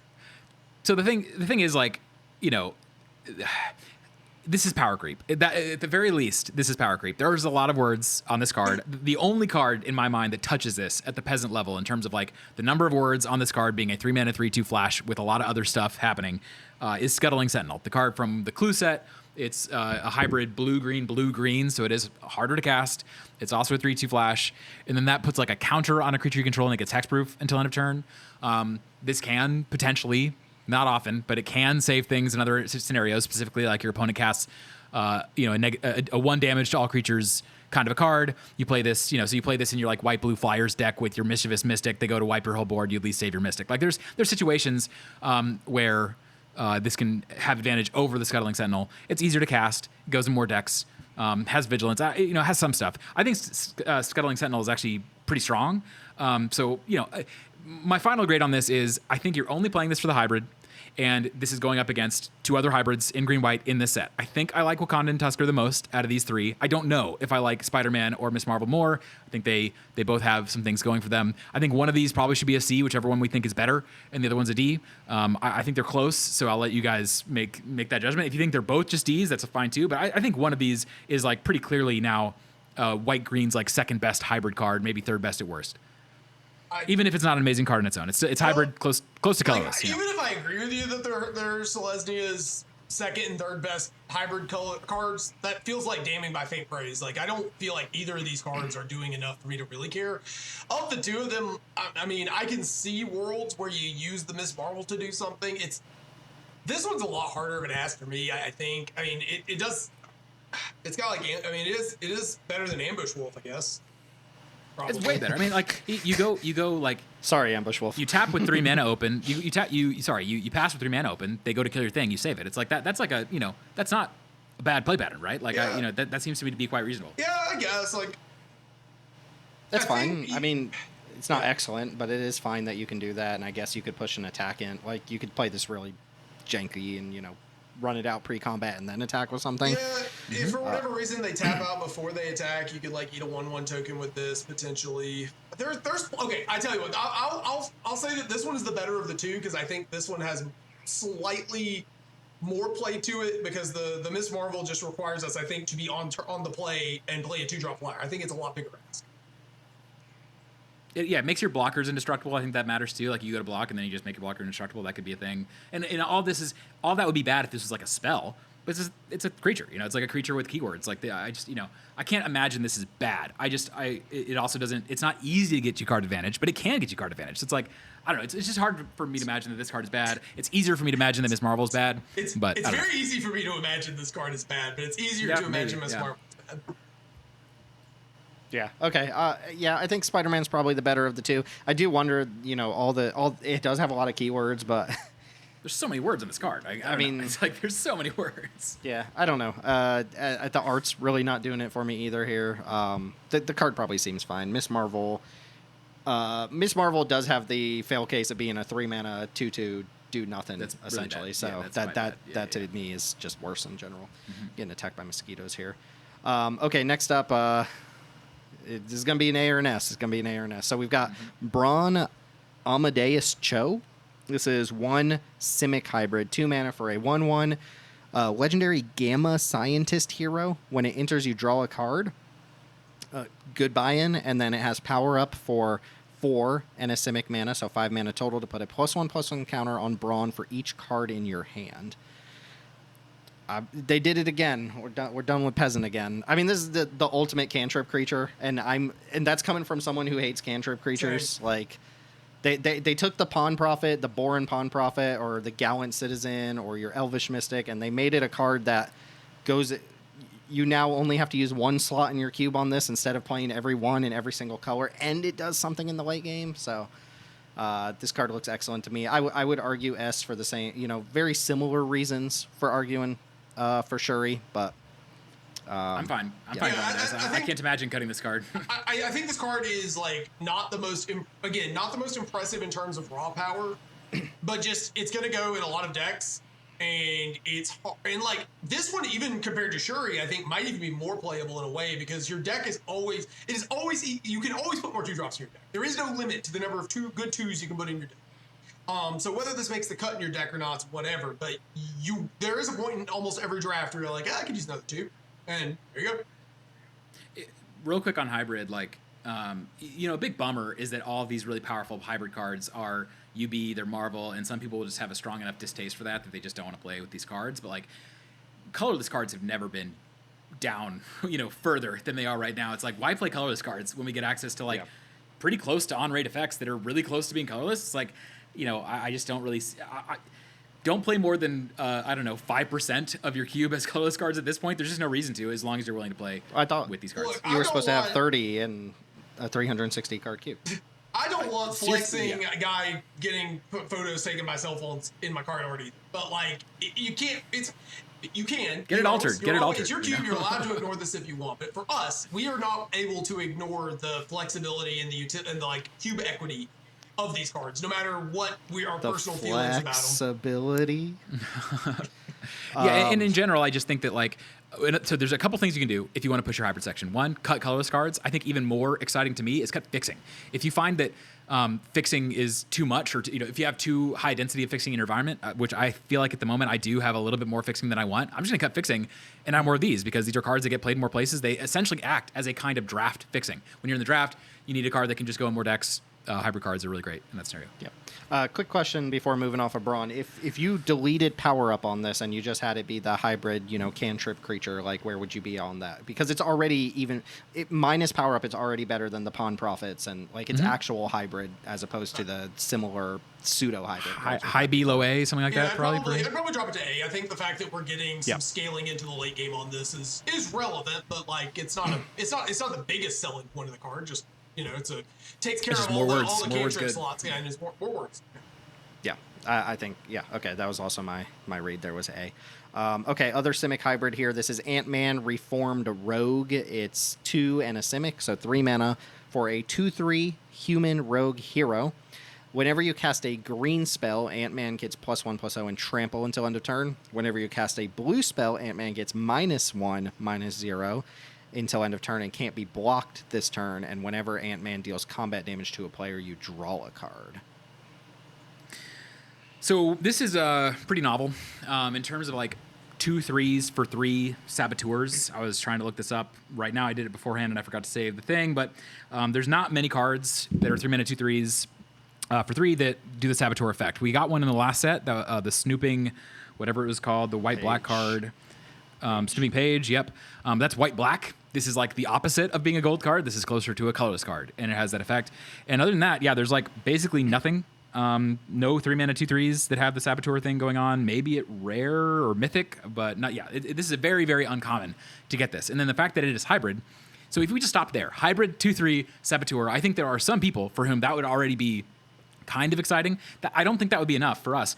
But both of these abilities to me are really, really strong. Like the fact that this will often be a 3/3 attacking saboteur or an unblockable 1/3. It's like that. Those are both very relevant upsides in my opinion on the card. So I think this is not fake hybrid. Somebody asked about this in the Discord that we're in often. Like, isn't this just kind of fake hybrid? You really want to have access to both sides? Like, I definitely think I could play this in a blue deck or a green deck. You don't have to if this is in a blue deck, it's not like you have to activate this. It's just when you need to activate it to get it through, you will. So I'm not a huge fan of the saboteur template, to be honest. But this to me almost immediately becomes like the best of the saboteur templates, on top of the fact that it's this hybrid card that goes in a lot of places. So blue-green also has probably the worst hybrid cards of any guild. So this to me is, as long as you're willing to go up to 2 hybrid cards in blue-green, I would start with Braun and Ant-Man. Maybe there's an argument for Scuttling Sentinel if you're in paper, but I think that both of these could have an argument above that. I think Scuttling Sentinel has a more easy to see the like vision of, but this is easier to cast, which is a big deal when you're talking about hybrid cards because you want them it's to an actual hybrid, yeah, actual hybrid. I was kind of low on this at start, but I mean, I think like a lot of times just 3/3 Trampler is going to be enough. You play this and then like you play a green spell, like, and if your green deck is getting saboteurs, maybe that's good because like I think green cares that you have cards on curve that are forcing your opponent to interact with them instead of contributing to their own game plan, and like you can't really ignore this. I mean, I guess in some board states you probably can, but it's kind of hard to just completely ignore this card if your opponent's like threatening to draw a bunch of cards. Also works really, really nicely with green tricks because it just gives trample to any of your green tricks, basically. So like you play your pizza on this or whatever, and it's like suddenly kind of huge with trample and drawing you a card when it connects. So I think this is maybe more of more exciting as a green card than as a blue card, but I'll still play it in my blue decks for sure. Yeah, I think the card advantage in blue is so good right now that like I see it more compelling in green than blue. For all the reasons you stated, but obviously you can go in blue decks as well. But I don't know. Your opponent attacks you with this and has mana up in their green deck. Like you can't kill it. It's hard to block. What are you going to do? Call their bluff? Like, I think for blue decks specifically, sometimes you just need more enablers for Mischievous Mystic.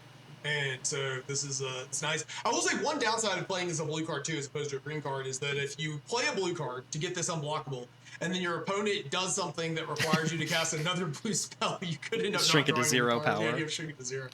Also, That's one kinda other cool funny. thing about this card is how it works with other hybrid cards. So it's like you play this in your blue-black deck, but you play it with like Titania or whatever. You cast your Titania, and it's a blue card that also gets to grow now.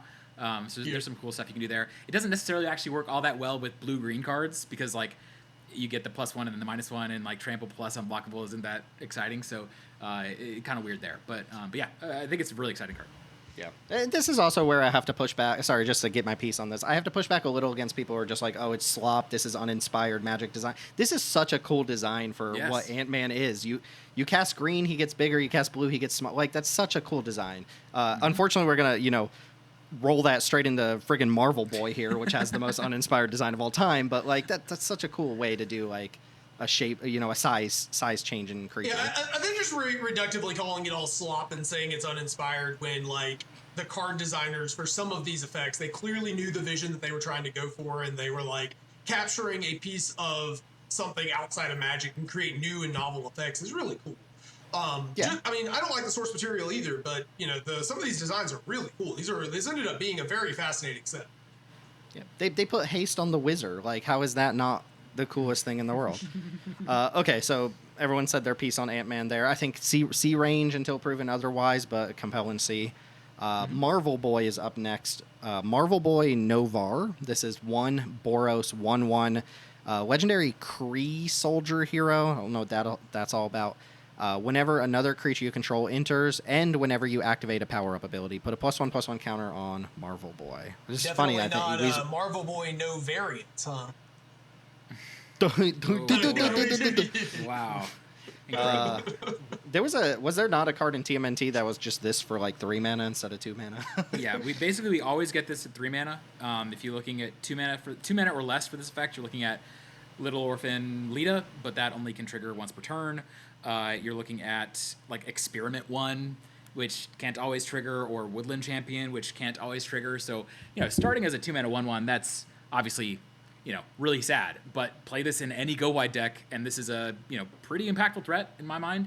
Maybe it's not ideal that in those decks you often don't have a lot of creatures that demand removing, but these days that's not really true. We have so many engine cards that we're playing in those spaces that demand removal. So this is just getting to be a thing that if you cast it on curve is going to be huge. That is at least interesting enough to me as a hybrid card. Again, without the hybrid here, I'm not interested, but hybrid pulls a lot of weight. This strikes me as a card that you kind of just want to be an aggro deck, right? Because like you just want to accept that your games are going to be short, and like what you have in your open hand is what you got. And if you draw this in your open hand, it's going to be great. The more your deck is interested in playing towards the mid game, towards those like chipping away at your opponent's life total instead of overwhelming them, the worse a card like this gets. This isn't for like the kind of decks, the kind of Boros decks I draft. I would never draft this. I just and like obviously. It's hybrid, it's not Boros. I'm calling it a Boros card, but you kind of get my point. The white sort of game objecty decks I play a lot. I don't think I would ever be interested in this. But if you're interested in like 1, 2, 3 heroic reinforcements, now we're kind of cooking. Yep.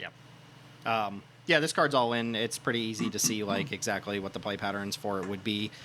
There's a note here that it's a terrible top deck, and like that is true, but it's not as terrible as a lot of these cards would be because it can just grow so fast with the right sequence of cards after it. So it's compelling. I almost wish we put the other red-white hybrid on here because I actually kind of like that card more now that I'm thinking about it, the artifact creature, but there's a lot of cards we could have talked about in this set. There's 374 cards in this set, so yeah. But yeah, just a shout out. I don't even know what's Iron Man's War War guy. Machine? is the card. War Machine, Robot. yeah. Yeah, War Machine. I do like that card. It's like whatever. We'll talk about it all fair. This card's also really, really hot with Dalcove and Pack Beast. That's one way to make this a better top deck is if you have Pack Beast in play. Because Pack Beast is amazing when it doesn't die. Okay, stature. Any wriggling grub gamers in the chat? Wriggling grub Marvel Boy combo. Okay, we've got Stature, Young Avenger, tiny itty bitty little gripe here is that for some reason the main set version of this card is a blue creature, but this is a red-green creature, so I don't know what we're doing if we can just kind of swap identity whenever we want, but whatever. This is 1 Gruul hybrid, so 2 mana for a 2/2 reach. It's a human hero. Whenever you cast a non-creature spell, it has base power and toughness 4/4 until end of turn.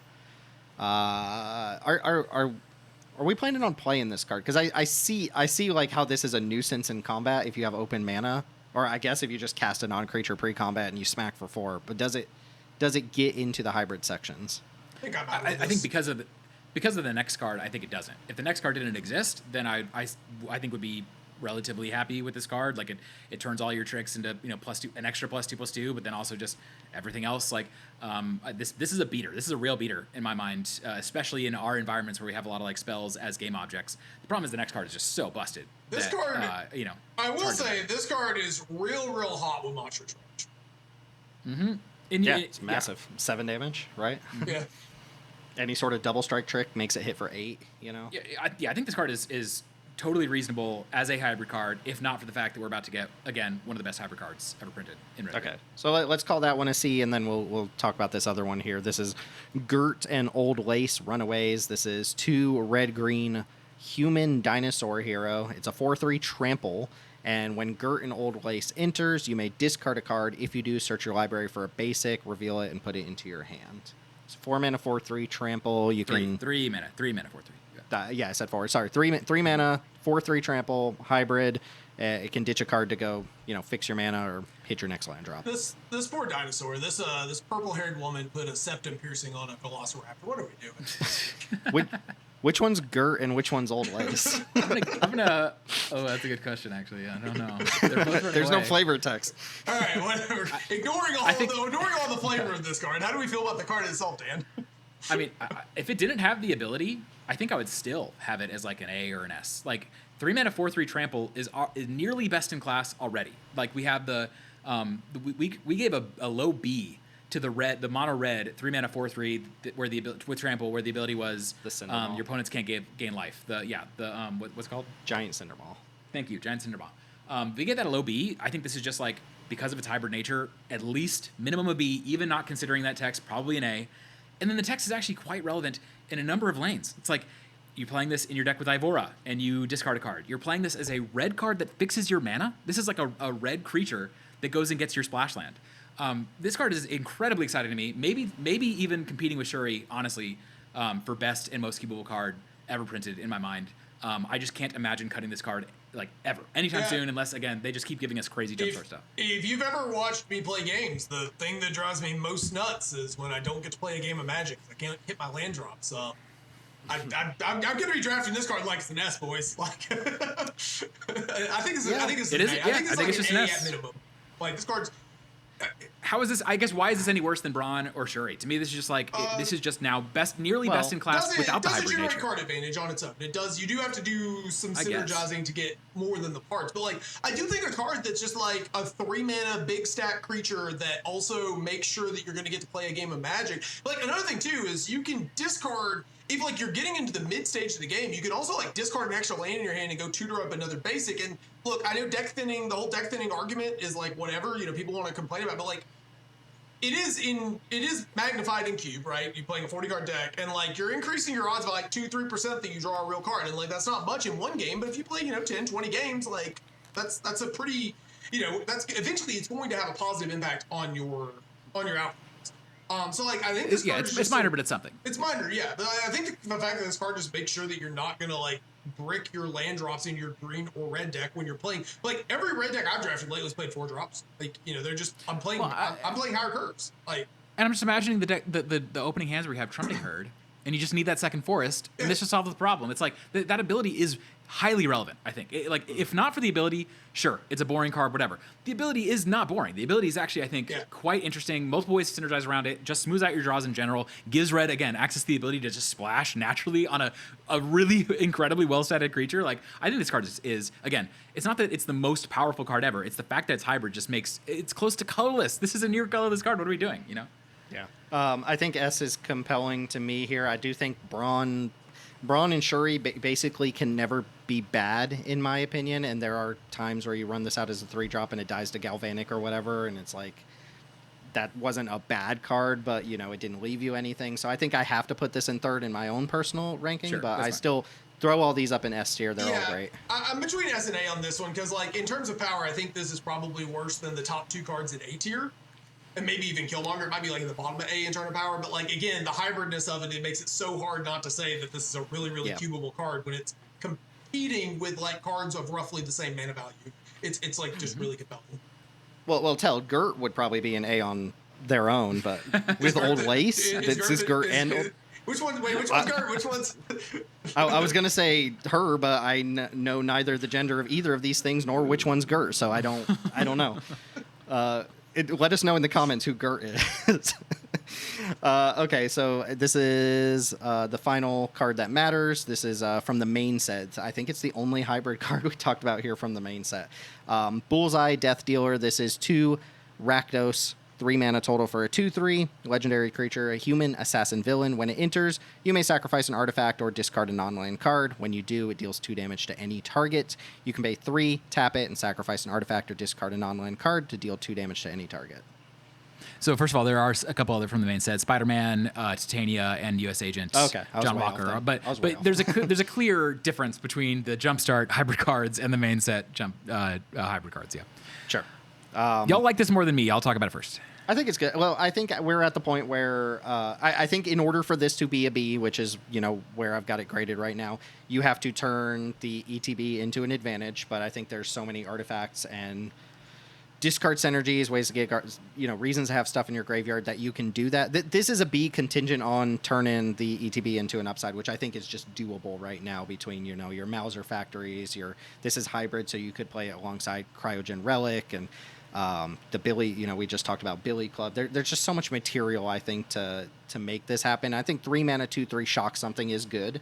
How much do I care about the activated ability? It's not nothing. Like, it's clearly, I don't want to quite say engine territory because there's a cost associated with it. You don't have infinite things to feed into this. It's not quite like weaponize the monsters, but being able to turn anything you draw into a shock matters in some games. That can even be oppressive in some games where your opponent just can't stick stuff to the board because every draw is a potential shock.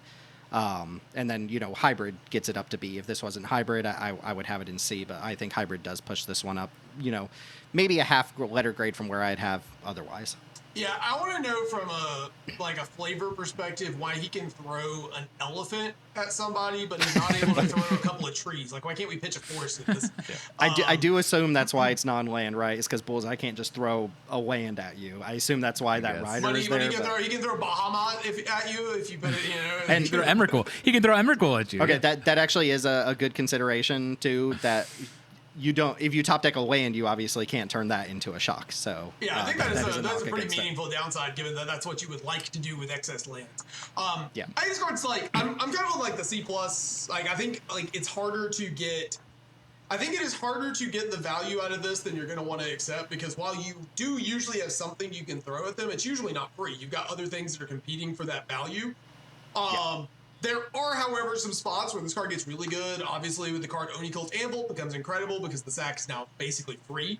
The fact that this goes face, I think, is actually a pretty meaningful upside over some of the other kind of Necrotali type creatures. You can throw something at their face, untap, throw something at their face, and you don't forward to the face. That's pretty good. It's really expensive though, and I don't think it's as free as we're gonna want it to be. So I'm on C plus. I think you need to be pretty deep in the trinket territory and playing a bunch of the engine-y trinket cards as well.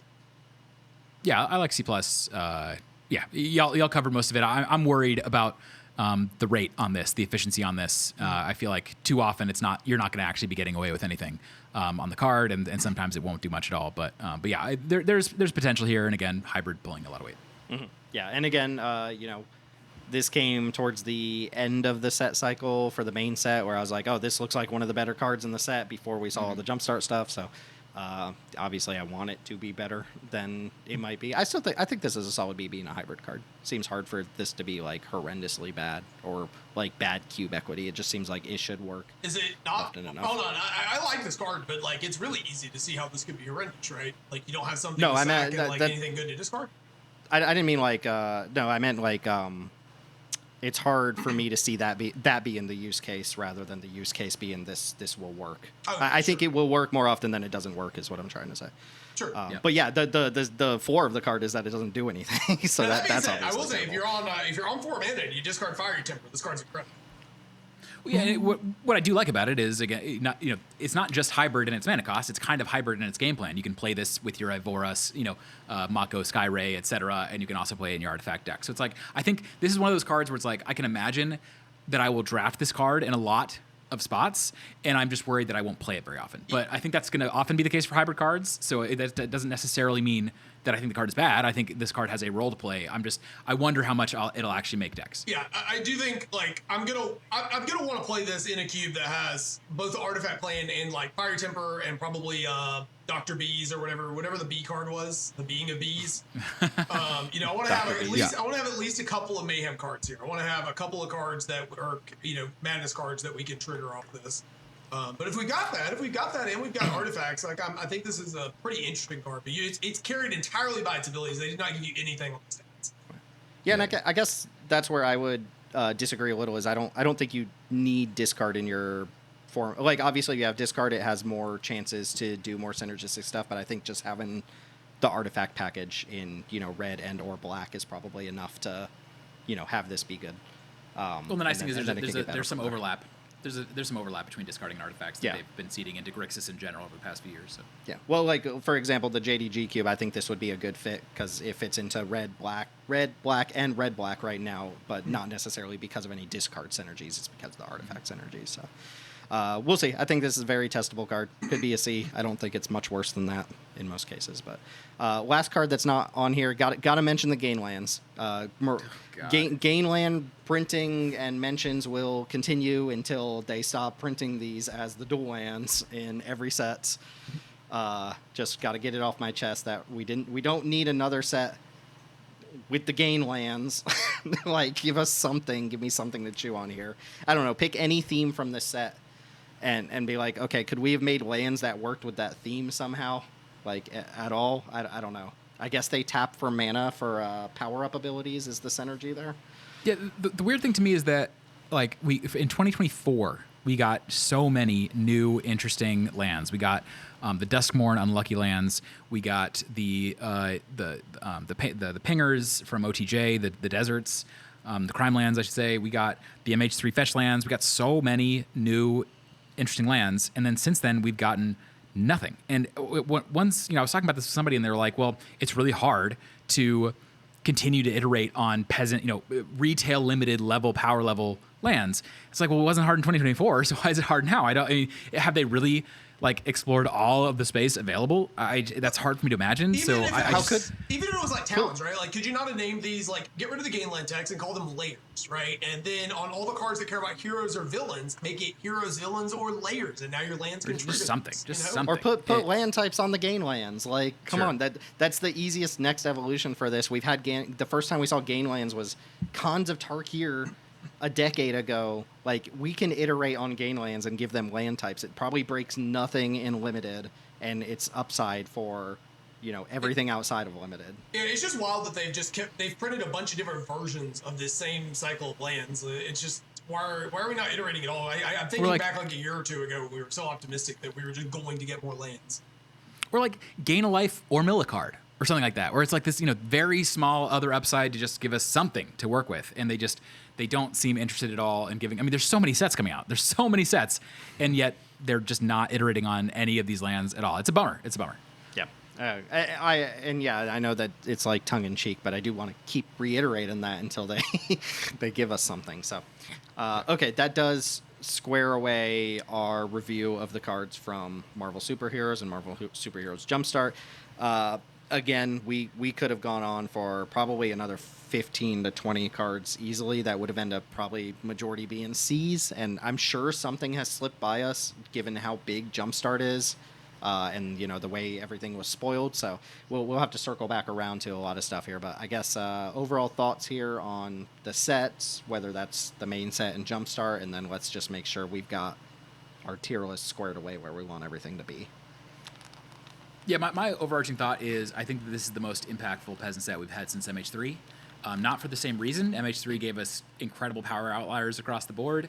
This gives us an entirely new way, in my mind, to structure your cube where you're actually playing with potentially multiple hybrid cards. I think hybrid is one of the best mechanics that WotC has given to our power level for making drafts more interesting. I think hybrid is a fantastic concept for drafting, and I think that almost every single peasant cube out there could take their current list and add 10 hybrid cards to it now, largely from this set, and it will make the environments better.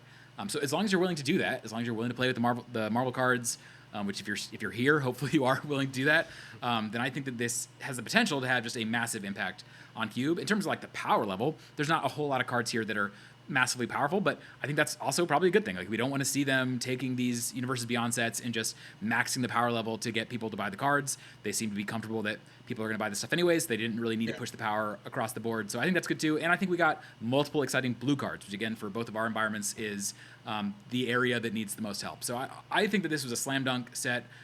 It's unfortunate for some that it's this source material, but doesn't really bother me anymore. I'm kind of over it, and I'm really excited to play with these cards. Yeah, I also think, like, one, these hybrid cards got us excited, right? And like, not every set, like, to your point, needs a Mighty Mutanimals. And when every set doesn't have a Mighty Mutanimals or a Choco Comet or a Samurai's Katana, it means when we see those cards, we get to be, blown away. But if every set just has a couple of those cards, it's like, oh, here's the broken cards with the set. And it's less exciting than when it happens every couple of sets. Like, my main concern with this set before we got the Jumpstart stuff was just so much of it was incredibly anemic, and it was very parasitic. And the Jumpstart fixed pretty much all of that. So, like, if that's what they want to do with these sets, is like slap a Jumpstart full of like flexible hybrid cards and cool cards concepts on there. I'm cool with that. That's fine. I thought I had the surefire in that this set was going to be just a brick up until the Jumpstart. So this is a really, ended up being a really compelling set. I hate the source material in terms of the design for the most part, but like, whatever. It's at the end of the day, the Magic cards are what's printed on the text box. And that's how I'm going to end up playing them when we draft. I care about the words on the text box. Yeah, and it's nice. I mean, a couple things here. It's very nice that the S tier cards are not game warping cards. So that's awesome. Like, they're going to play like S's. They're going to see a lot of play. They're going to be good in every deck you put them in, but they're not going to just turn games on their heads. The second thing I wanted to mention, I don't know if I mentioned this up front, but there is actually a bonus sheet. You reminded me when you said source material. There is the source material bonus sheet that presumably will have some rarity downshifts. I don't know that anything matters outside of Rancor potentially, and we don't know if it's going to get rarity shifted down or not. But I expect it won't be, but we'll see. Yeah, I could see them totally just having that be a rarer mythic for limited reason. I guess it doesn't affect limited, but whatever. There might be something on there that we glossed over, so sorry about that. But I really like the look of this set. I was gonna go to bat for so many more cards from the main set just to like try and talk about more stuff. But the story of the main set is there's a lot of cards with cool abilities, but they either made them too expensive to cast or understated the creature. They put a knob on like everything everywhere that makes the cards like slightly less compelling for Cube. But I like the look of the set.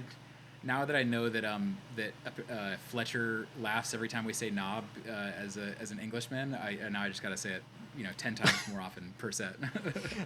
I wasn't aware of that thing, but yeah. I am going to start saying it a lot more. And Fletcher is one of the people who is still here listening to this, I'm sure. So knobs off to you, Fletcher. Yeah. All right. Any other final Marvel thoughts here before we close out Endgame here, before we kill Thanos or whatever happens at the end of Endgame? For anybody still left, go try the set on Arena. I think it's looking like a very fun set. It's designed by Dave Humphries. He is the GOAT limited designer ever since Fire Design started. I have a hard time imagining this isn't going to be a very fun set to play. I get it if you hate the Marvel stuff, if you hate UB, I just don't think that's going anywhere. And if you like playing Magic, I think this is going to be a really fun set to play. So I would just encourage people to try it out. Well, yeah. I mean, we got Blazing Crescendo at Common, so we're in for a good and time. Team Battle Rage at Uncommon. This is going to be an incredible set. In before this is turn 12 set something. Don't wish that on us, Tim. Come on. Yeah. No, you guys can have a fast format. You haven't had one in Thank a you. while. Jeez, I'll give up please. one format per year, so you guys can have your little. Fast, but can we just have like some mid? Can we just have some consistent, nice? You guys want your little fiddly formats? piddly turn 6 wins or whatever? You can have it. Just let me. They give us a lot of turn 6 wins this format. There's a lot of them. Well, let me occasionally cast a Blazing Crescendo for fun and profits. Sure. I'll give it to you. Okay, that's going to go ahead and do it. Thanks again to everybody who's listening. You can check out the Jank Gaming Discord down below wherever you're listening to this. You can find Danielius' Peasant All-Star Cube as well, which is linked in the description. I think by the time this goes out, CubeCon results are already in, so not much we can do as far as rallying the troops for CubeCon, but hopefully the follow-up is that we'll see you at CubeCon. We'll see how that goes next time we end up recording. or if you see us walking around the CubeCon 4. But I think that's going to go ahead and do it for our Marvel Super Heroes. Very, very exhausting, but also kind of cool sets when all said and done. And to the listener, we'll catch you all next time.